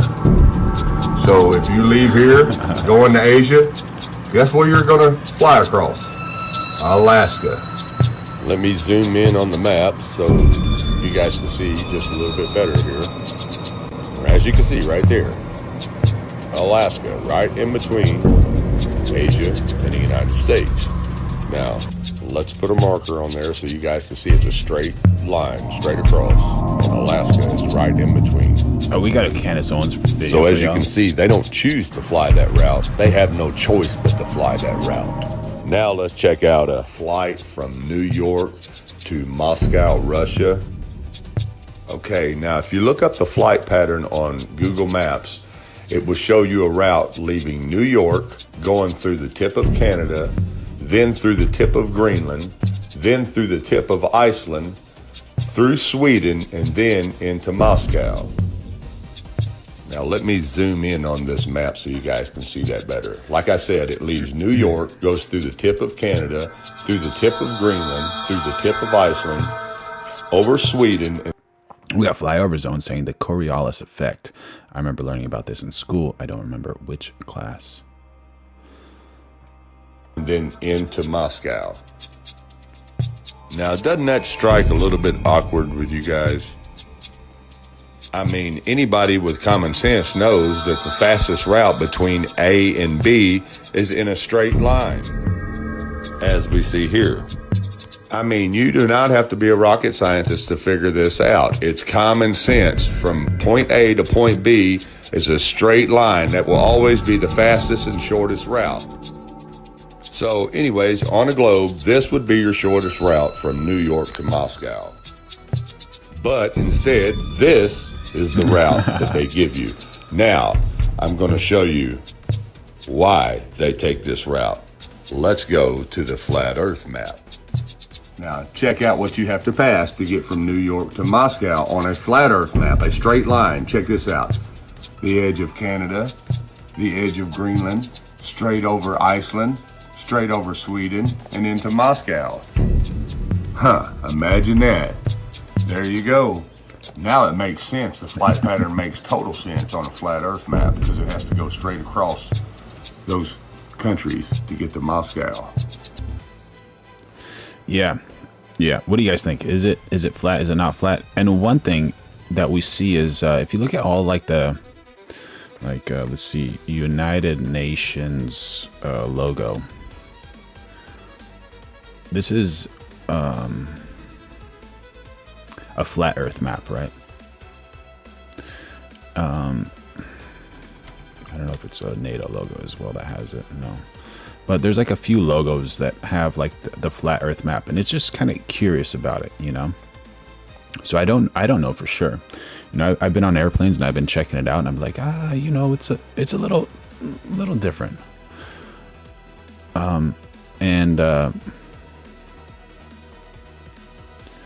Yeah, there's some people that claim it for sure it is, and some people that claim for sure it is not. And I guess one of the claims with the flat Earth is like around the flat Earth, if you want to agree for a moment that it is a flat Earth, there's the Arctic ice wall, or a huge ice wall or whatever. And then beyond that, there's allegedly more land and more people. But who knows? And is there a reason like we cannot fly past certain places? It's all just very, very debatable, you know. So is the moon flat then? Some people have said that the moon is just a reflection of the Earth, allegedly, somehow. I have no idea. I have no idea.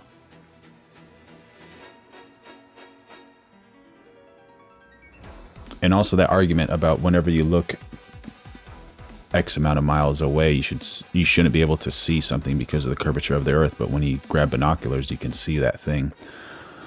But yeah, I don't know. But what does Dr. Kirk have to say Erica about Kirk. this? Maybe she's now Doctor. Dr. Kirk. Doctor. Give me the news. What did I miss? Did you just close that? Bring it up. Can't look at a globe transferred onto a flat surface.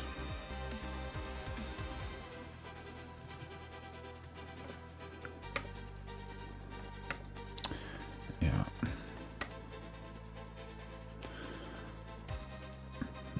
That white lesbian,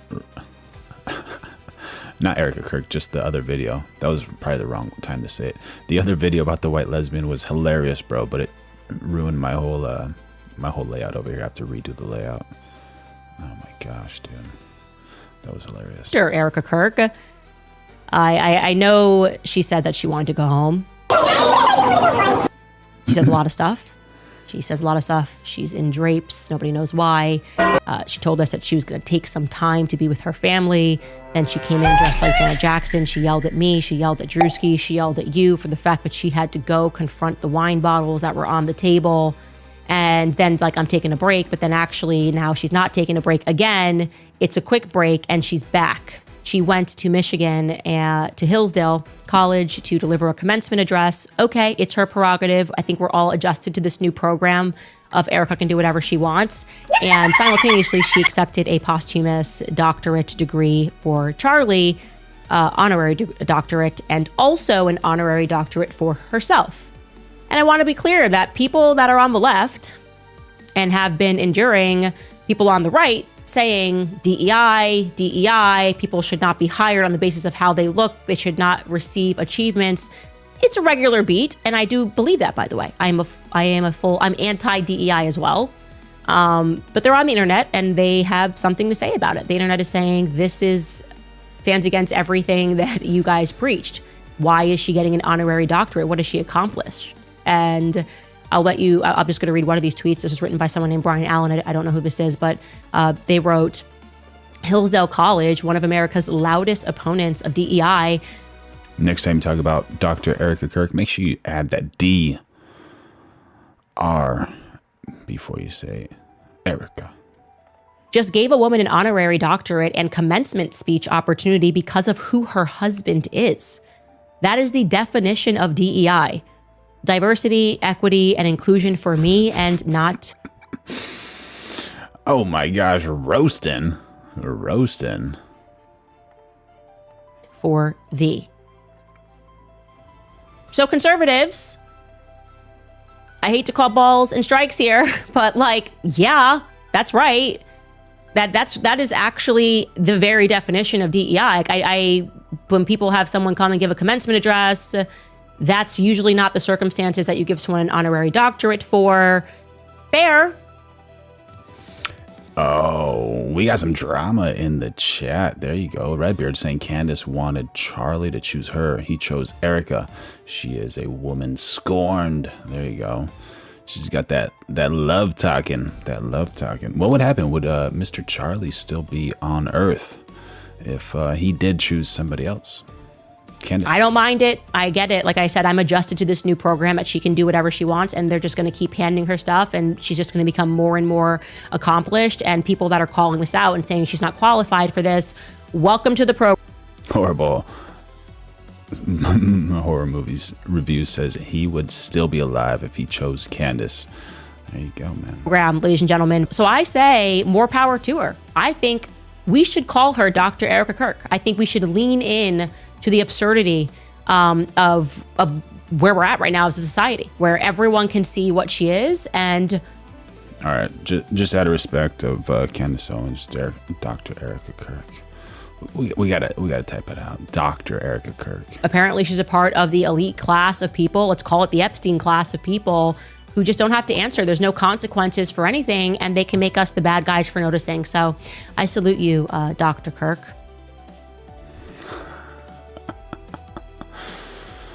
Oh, Candace, our sweet little Candace. Oh my gosh, she's so cute. Such a cute person.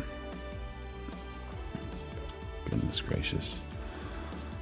That's Candace Owens. When is she gonna be a doctor? That's my question, right? Oh. Okay, so this dude spent 3.1 million on this OF girl. You guys are talking about only fans and only families. And she will not give him 2 minutes of her day. It's so wild, man. It's so wild. It's nice to finally.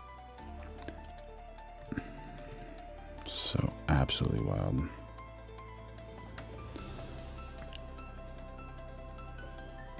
Is it the right one? Yeah. Okay.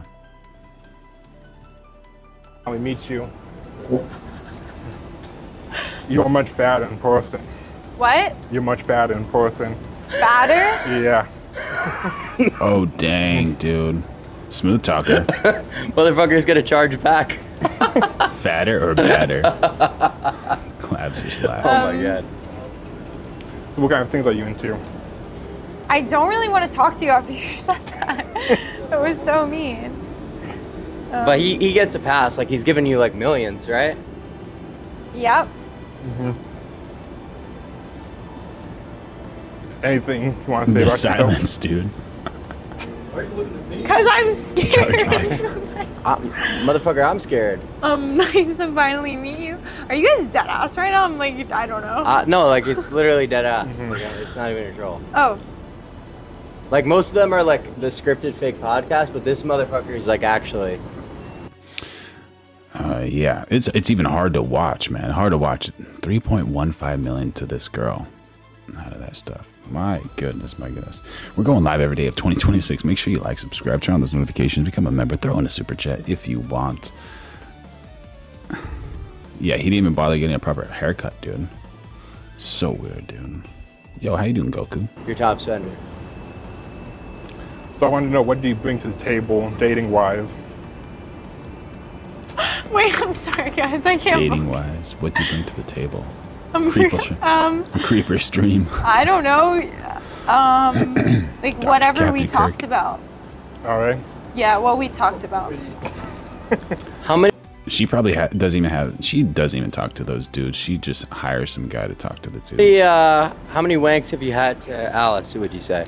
About 1,000. 1,000. So okay, so how many wanks a day is that? About like 2-3 times a day. Okay. Wow. Impressive. That was like the Nick Shirley video. Whenever I saw that guy in the pink shirt open up that Ilhan Omar's door, I was like, dude, I gotta shave my beard. But I kept the beard for another week and a half, and then I just decided to shave it. You know. Yes. And I aggro. How you doing, brother? I did. Quite impressive. So, do you have any questions for him? I don't know. Can somebody else ask the questions? So can I ask you a question? Sure. How far do you squirt? I don't really know the answer to that. Does it leave a rainbow after you squirt? What? Does it leave a rainbow after you squirt? I don't really understand. Do you understand what I don't understand that. Does it leave a rainbow after you squirt? Sure.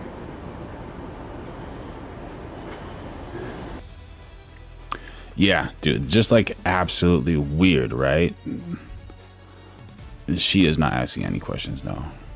He's gonna be on Law and Order really soon. Thank you, Cali Chica. I appreciate it.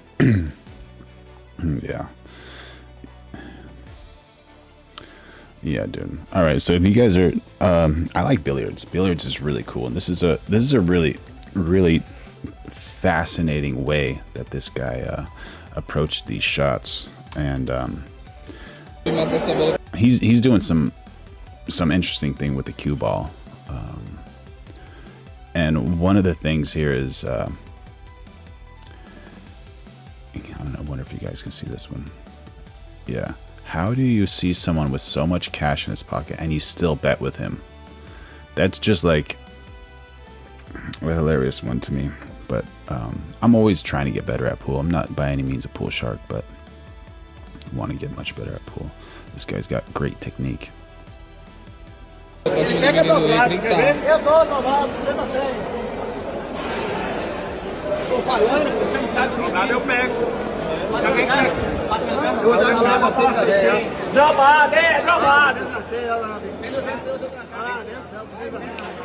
And it's so weird that he like just stops.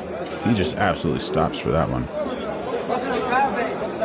Oh, he was a bull shark in the 90s. That's cool.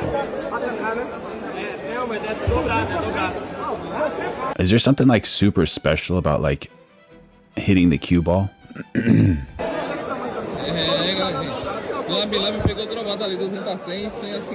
Mandy says she just lost her money.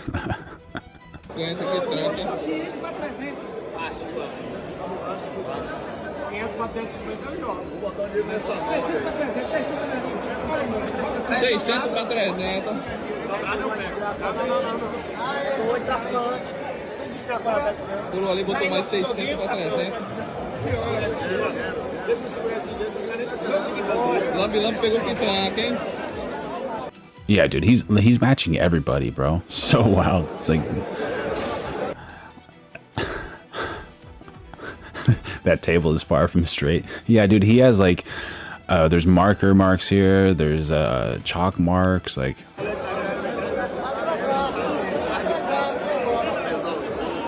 Absolutely rude Ridger. That's what I need to learn. 100%, bro. You see some of these people and they're just like, how do they even do this? 900 a 450 de Lambi pelo fraco, hein?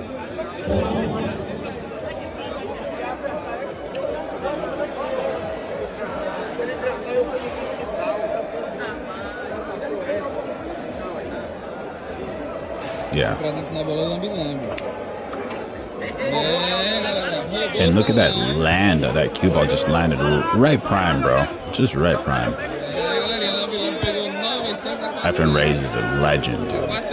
Massive legend.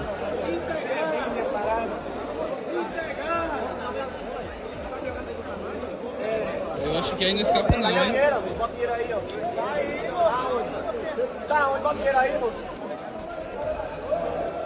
You can see how he's warming up the table, dude. He's just warming up the table. This guy is trying to distract him. He moves it. He's like, no, don't put that down, man. Don't put that. Look, he's so short, dude. He just throws it off the table. Hilarious, dude. Hilarious.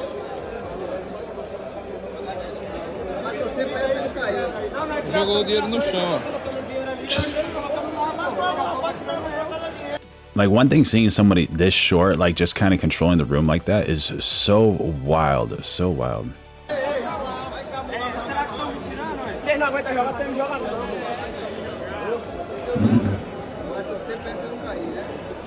Oh yeah, we'll end the poll. Yeah, he's just a pool shark, bro.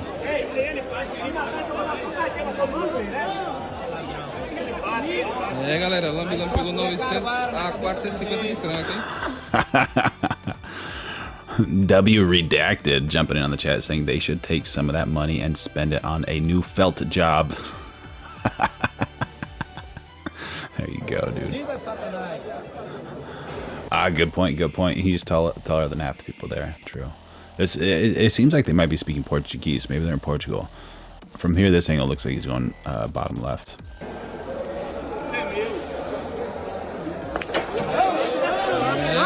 So close to that hole, bro. Did you see that hit? Look at the cue ball, too. The cue ball is getting so close to those holes. One. This hole right here, just so close. He's just, that's how he's got that fat stack, dude. Just doing great at pool, you know.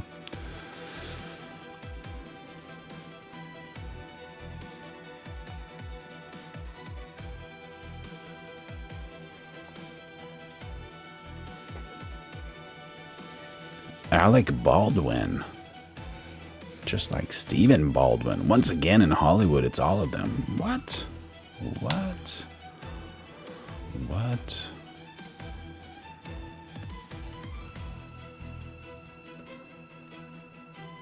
Takes you onto a boat. Is all of them. All of them. You write about a moment in your career where a friend of yours takes you onto a boat. You're led to a room which has an older man in it, and then basically told to perform sexual acts and, Oh, yeah. Perspective completely shifted, and I realized that I was in danger. But by the time I'd realized I was in danger, I was quite literally out to sea. And what a horrible experience. Who is this lady? Hayden Panettiere. Heroes. A female friend who physically put her... Oh my gosh, dude. What? A lot of these people are just going against Hollywood and with what the internet's that's the great thing about the internet. It's exposing so many people. And it was that moment shook me and was shocking. And I was quite literally walked down, and I had been having a great time. There was no hints of anything like that happening. So it took me, I was shocked. It took me by surprise. And it was led by somebody that I had grown to trust and see as a protector and somebody who had my back. God. And to be Hollywood. Walked down, down the stairs, and it was as like a surprise, presented as though it was like a surprise, and it was this very small room, and she physically put me in the bed next to this undressed man who was very famous and had his hands like this, like this was just an average day. You never know. Maybe he was doing lower abdomen, doing some leg lifts or something. You never know. For him, this is something that happens all the time. And I waited for her to leave, and I mean that lion in me, that fire in me, that. But the good thing about this is that she's like warning a bunch of the new people who ever want to get involved in this Hollywood stuff, for sure. Yeah, Redbeard says the internet gave idiots a voice and a way to converse with other idiots. Are you somehow calling me intelligent or not intelligent, buddy? Thank you for your chat. By the way, make sure y'all like, subscribe, turn on those notifications. We're going live every day of 2026. Throw in a super chat. Become a member. Help keep this show alive. My hair stood on end, and I became ferocious. I was like, this is not happening. But I had nowhere to hide, and There you go. Rude says she should have said hell no to him. If he forces her, it's on him. Absolutely. And also know some self-defense, and then also know, like, if you go on a boat, that's so wild. Like, what do you think's gonna happen? You're gonna go fishing? Come on, like, use your brain. Like, that, everyone knows about the boat stories, right? If someone invites you to an island, or if someone invites you on a boat, just think a few times and ask a few friends and take one of those, like, I don't know, man, just do your research, right? I bolted, and I hid wherever I could think of to hide on a boat. There was no jumping off and swimming away, and there was nobody who was going to. I realized that there was nobody who was going to be empathetic to my situation, that this was nothing new to them. Yeah. It is all of them. All of them. And not one will be able to escape.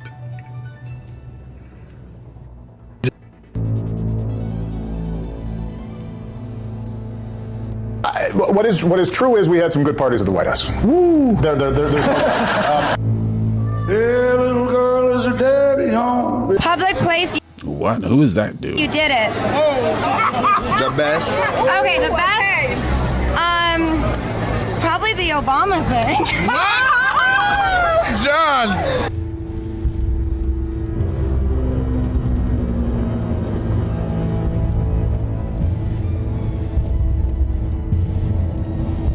Wow, didn't know it was gonna take a wild turn like that, dude. these incestuous relationships with Anthony Fauci that go back 20 years, where he's, paying Fauci, and they have all kinds of really corrupt financial entanglements with each other. He brought Fauci to house. I'll go. I never had COVID.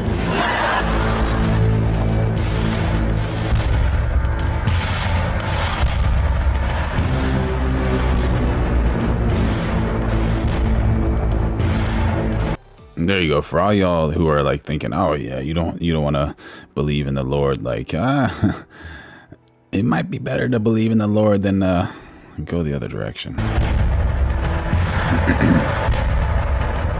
Just think about it. Would you rather support someone that like cares for you, or someone that obviously wants to hurt you? Red Shoes Hank. Sure, bro.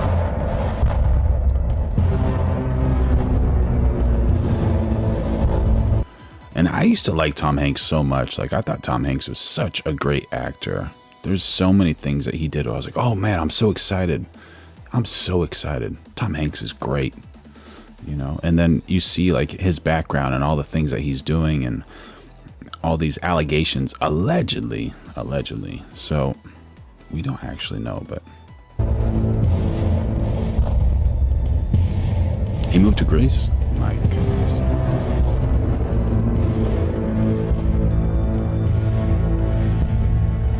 Wicked Mom. Yeah, for sure, bro.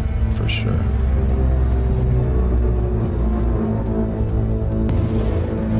Just way too many things. Just all of them. And poor Justin. Poor Justin. He had to endure all that, and he went way beyond and survived. And but the Lord sees, the Lord knows, I'm telling you. Morrow says he did not move to Greece. Tammy says symbolism will be their downfall. Didn't I hear something like that? Could be. You never know. All of them. So wild.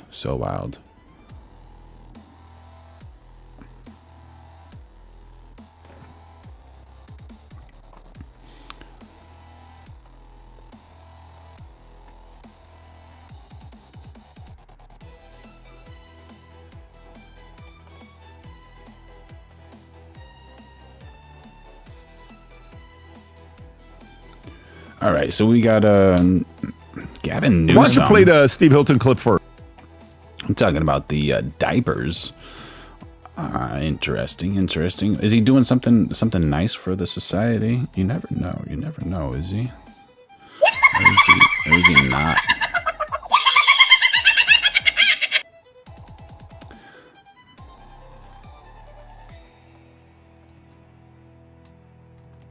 Let's check it out, Mr. Newsom.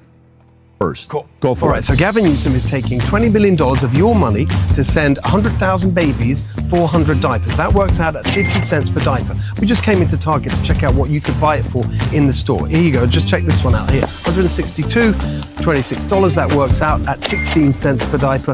Gavin Newsom's diapers are 3 times more expensive. This Why is that, Costco. Steve Hilton? Why is it 3 times more expensive for Tell Gavin us. Newsom to send diapers to 100,000 babies than just leaving the money in the bank accounts of the parents in the first place? Because There you go. Yeah, absolutely. What happened, Mr. Newsom? What happened? Why is all this happening? Come on. We want to know. Going to some total bullshit non-profit, which cronies of his are going to make money, and that is what is wrong with California. Instead of just cutting taxes so you can afford diapers and sending it out in this ridiculous bureaucratic Scamming for diapers, man. Trying to act like a good person. Trying to act like a nice person. Not cool. But what's worse, this or a California mayor admitting to working Come back in here too, live now from as an illegal agent for China. Oh, China. Fox, I'm Andy Mack. A bombshell story out of Southern California as a Southern California mayor has agreed to plead guilty to acting as a Chinese spy, as Arcadia Mayor Eileen Wang agreeing to these federal charges, acting on the behalf of the Chinese government to spread propaganda. You can see this from the U.S. attorney there in Southern California, Bill Esseley, saying Eileen Wang has been charged with violating this act of the United States as an illegal alien agent of the People's Republic of China. Wang appeared in federal court this afternoon for arraignment. She agreed to plead guilty and resigned from public office. Wang admitted to acting as a foreign agent from at least 2020 through 2022 at the direction of the PRC government. She coordinated with individuals. My goodness. China. That's right, Hio. That's right. We're going live every day of 2026, so make sure you like, subscribe, turn on those notifications, throw in a super chat, become a member.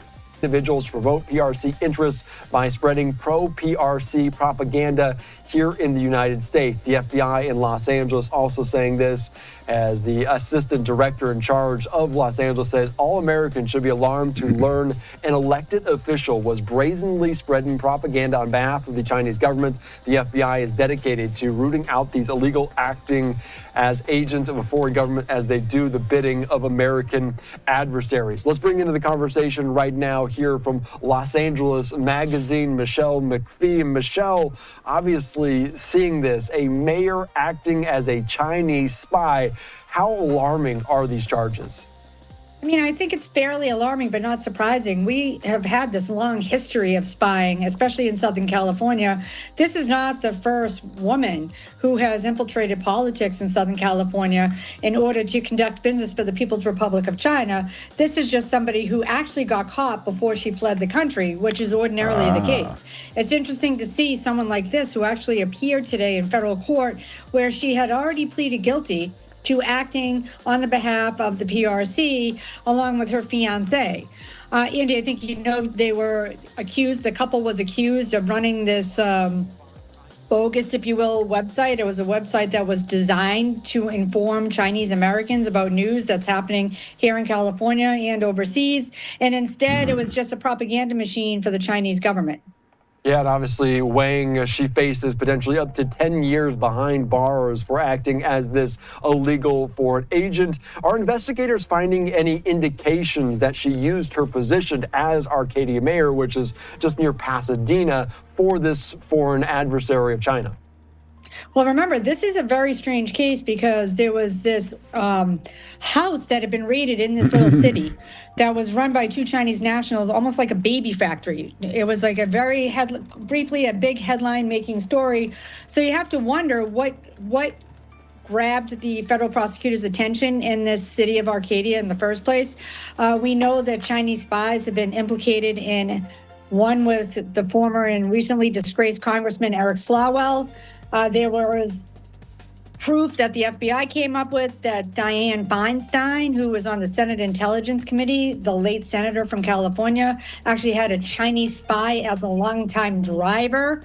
Every time she was in the car talking on the phone, he was taking notes. So the fact that she was elected to this high of a position and was acting as an agent of a foreign adversary is really astonishing. But to me, the most surprising thing is they caught her before she took off.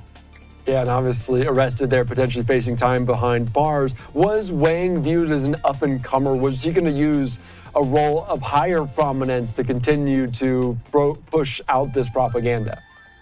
Well, you have to imagine that she was a prominent figure in this area, in this region, in the San Gabriel Valley, and obviously she was moving and shaking with some very high-ranking politicians in California. So I'm imagining that they positioned her intentionally, the Chinese government, the PRC. Beijing wanted someone like her. She was a 58-year-old woman who was a mover and shaker in democratic politics. And now she's sat at the helm of this important seat in a city that's very important to the Chinese community.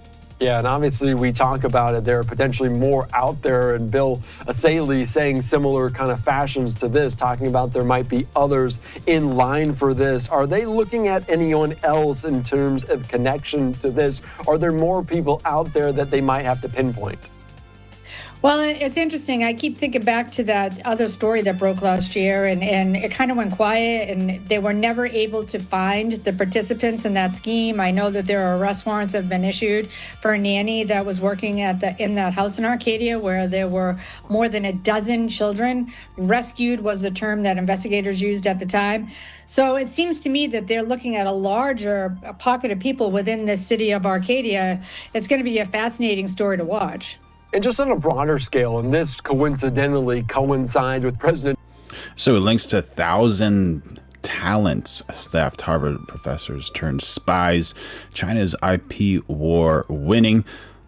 This is ex-FBI brass with Trump heading to China this week. Perfect storm, right?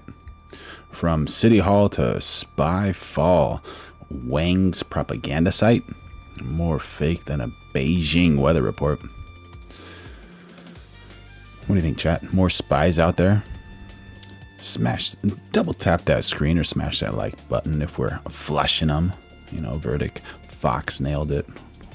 Wake up call. And Trump's trip to China coming up this week. Does this raise broader concerns about how foreign governments may be using social media and news platforms to influence Americans? Well, more importantly, you might remember the 1,000 Talents Plan, where the Chinese government was very actively recruiting some of the best scientific minds in the nation. Multiple cases happened here in California.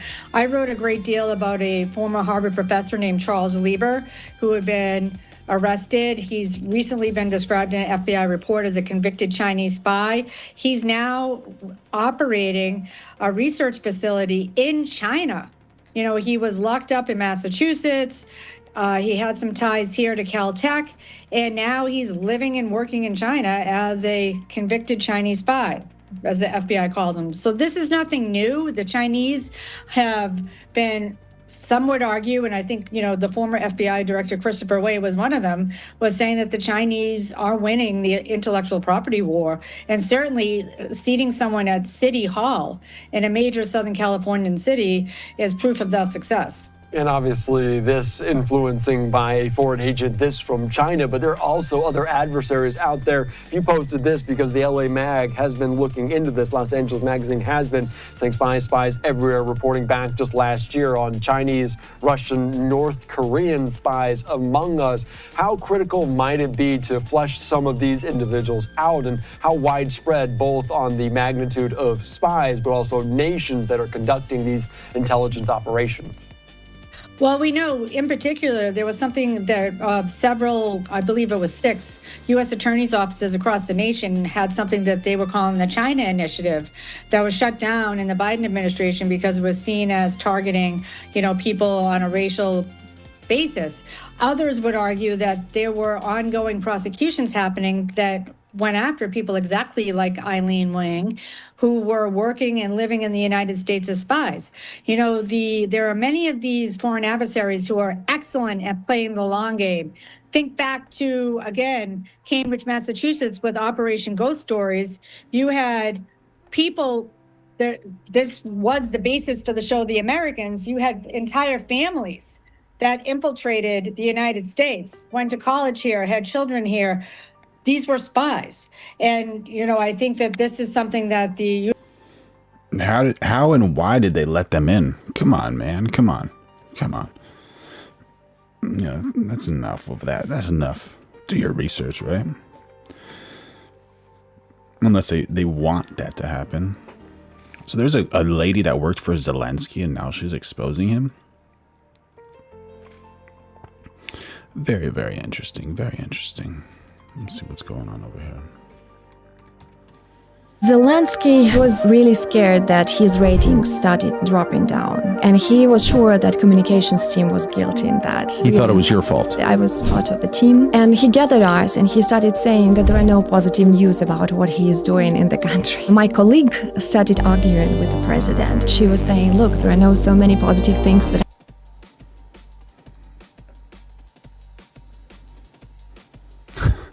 If his ratings are dropping, what's he doing, right? are happening? And he said, it doesn't matter what's happening. If 1,000 of talking heads tells positive things, then positive things are happening. And he said in a very irritated tone, I need Goebbels propaganda. Goebbels propaganda. Joseph Goebbels, the Nazi propagandist. Yes, that was Hitler's propagandist. And we were like so shocked. We stopped breathing. The thing is that I believe what So wild, dude. happened in 2022. He's got his thousands of talking heads globally, right? Ukrainians don't believe in Zelensky's agenda anymore, but still there are thousands of talking heads. No, tides are turning. But can they do anything? Can they actually do anything about it? Kirby Notif says, if governments were transparent, there'd be no need for spies. There you go. Boris and Natasha. The First Avenger says, isn't this the same Fox News that paid $800 million for spreading misinformation? My goodness. Yeah. If you guys drive vehicles and are in the United States or anywhere that has pumps like the United States, this is a wild new scam, and I'm always trying to help y'all, so I want to protect y'all with this. It's a brand new scam at the gas pump, and the next time you go to fill up, you need to be aware of it. Many of you are already feeling the pinch at the pump due to the high gas prices, but if you get caught by this next scam, the pinch just might be a bit harder. Huge. And what am I talking about? You already know about skimmers at the keypad. Yeah. Now they're placing screws where the nozzle goes. You heard what I said. Little tiny drywall screws are being placed where you put the nozzle to go. And why are they doing that? So this way the transaction is not complete when you're done putting the hose back. Take a look at this video for yourself. Pay very close attention right here when he removes the hose. Look at the drywall screw right there. That drywall screw, when you put the nozzle back in, prevents it from ending your transaction and resetting it back to zero. It's on every... I'm talking about this little thing. It's not a drywall screw, but yeah, so if this thing doesn't click all the way down, it doesn't reset the pump. Every pump at this gas station. I've gone ahead and freeze framed it and blown it up for you. You can hardly see that screw. The dirtier that area gets, the less and less that screw becomes visible. Imagine at night, you won't be able to see it at all. There it is right there, blown up for you. A little tiny drywall screw. And here is the scam explained in a nutshell. Scammers are wedging a small drywall screw into the nozzle holder at the pump. You pay, you fill up. Yeah, so that's just something you gotta be careful about. And we have Lamine Yamal, who is another way of saying screw you. There you go, dude. One of the best footballers of our generation, or of our times rather. And he's gonna probably take some heat because this is him up here with the Palestinian flag in Barcelona. And I wonder where Lamine Yamal is from. I think he's from like Northern Africa originally. Oh yeah, we're going live every day of 2026, so make sure you like, subscribe, turn on those notifications, become a member, throw in a super chat, helps us stay afloat. What do you think, y'all? Is there going to be a smear campaign because of this guy, or what's going to happen? Possible. Decent.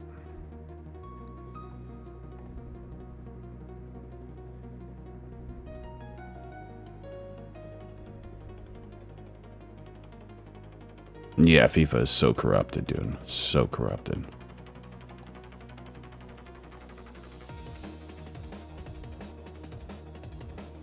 Oh no, come in the house with Obama in my computer. Oh man. Oh man. Have you guys seen this guy's creations? This guy's got some wild ones. Some wild ones. Saying nothing is a coincidence. It's getting more obvious now. So we got Call of Duty co-creator Vince Zampella extinguished in California. That just happened. Right? Pretty new. We got the video game. We got Kobe. We got a helicopter. And then obviously what happened with Kobe. Do you guys believe in these things, or are they kind of reality revolt Disney is? Okay.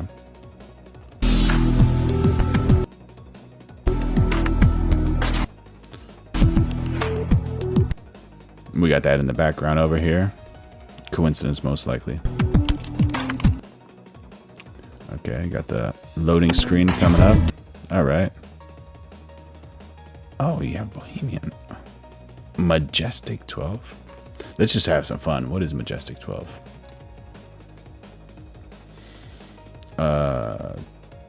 Two FBI officers received similar versions of a memo titled Operation Majestic 12, claiming to be highly classified documents from the...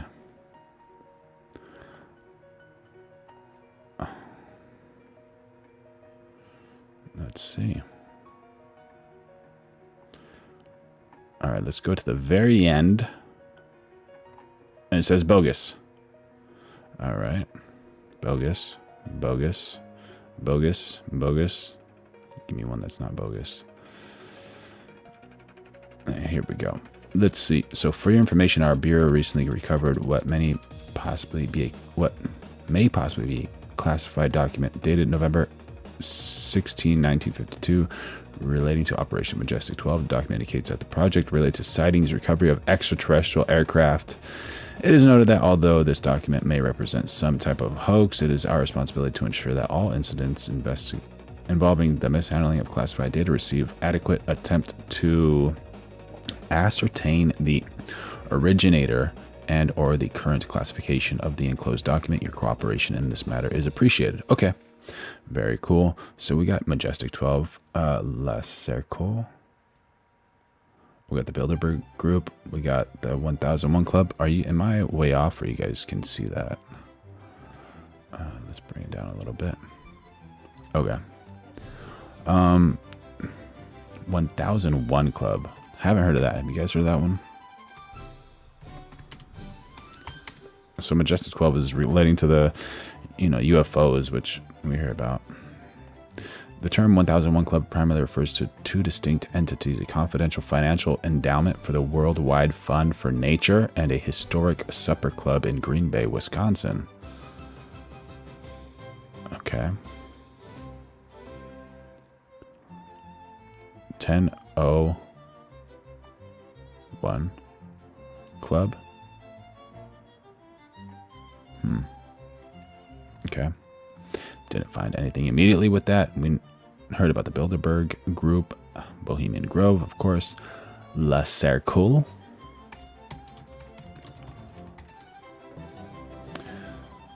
Let's see that one.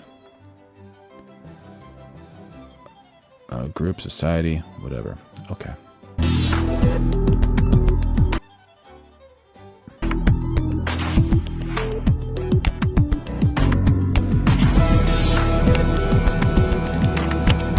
That's Caleb Mandrake.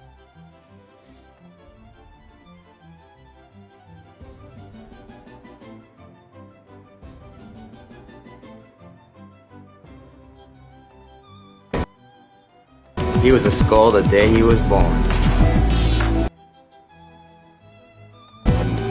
There you go. Mandrake. People are pretty sad about him, right? Similar to Kirk, but not as strong as the Charlie Kirk situation. But allegedly, he was a really cool dude. May his soul rest in peace. This is a cool shot. Nicely organized photograph here.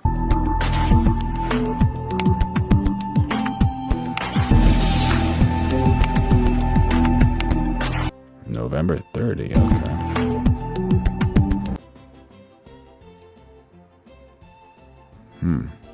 What's the meaning there?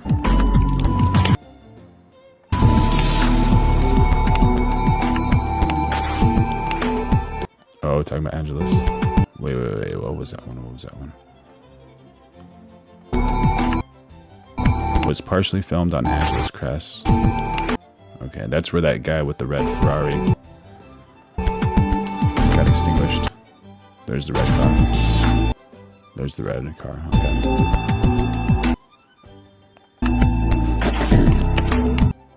I don't know. That argument's kind of weak for me. I don't see the correlation there.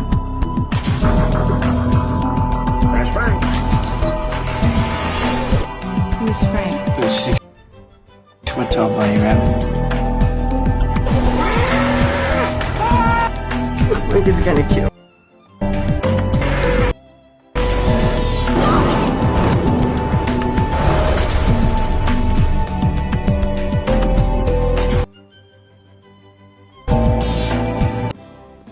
All right, so we have Donald there.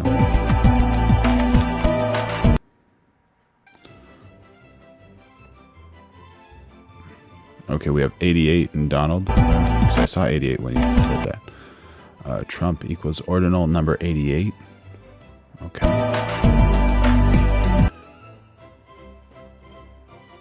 He has Triumph on his t-shirt. It doesn't say Trump.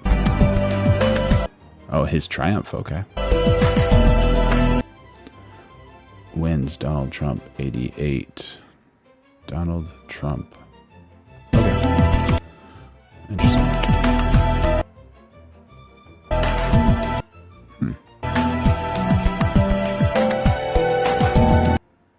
Trump Towers. Lots of reaching, huh? Yeah. Some of them are pretty good, but not the best, I guess, you know.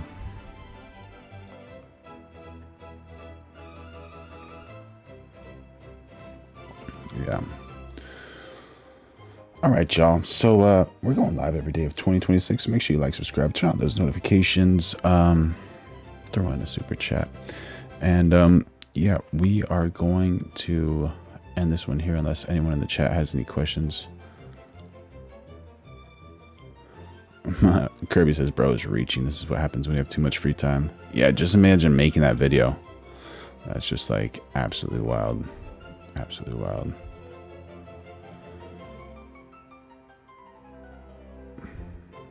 Yeah, there you go. And no other better way than to end it with Izzy. Or Iggy, Azalea rather. Let's see what happens here. She's with Neon, a streamer. Let's see what happens. Oops. So, let's go. Chat, I'm gonna switch to here. 2 seconds. Oh, okay. She moved her body a little bit, but there you go. Attractive gal. Clapper. David Reed said he'll do that. There you go. Yeah. MAGA. All right, y'all. I love you. We'll see you soon. Make sure you like, subscribe, channel notifications, share if you want. And until next time, if people are drinking that haterade, just let it roll off of your back like water rolls off of a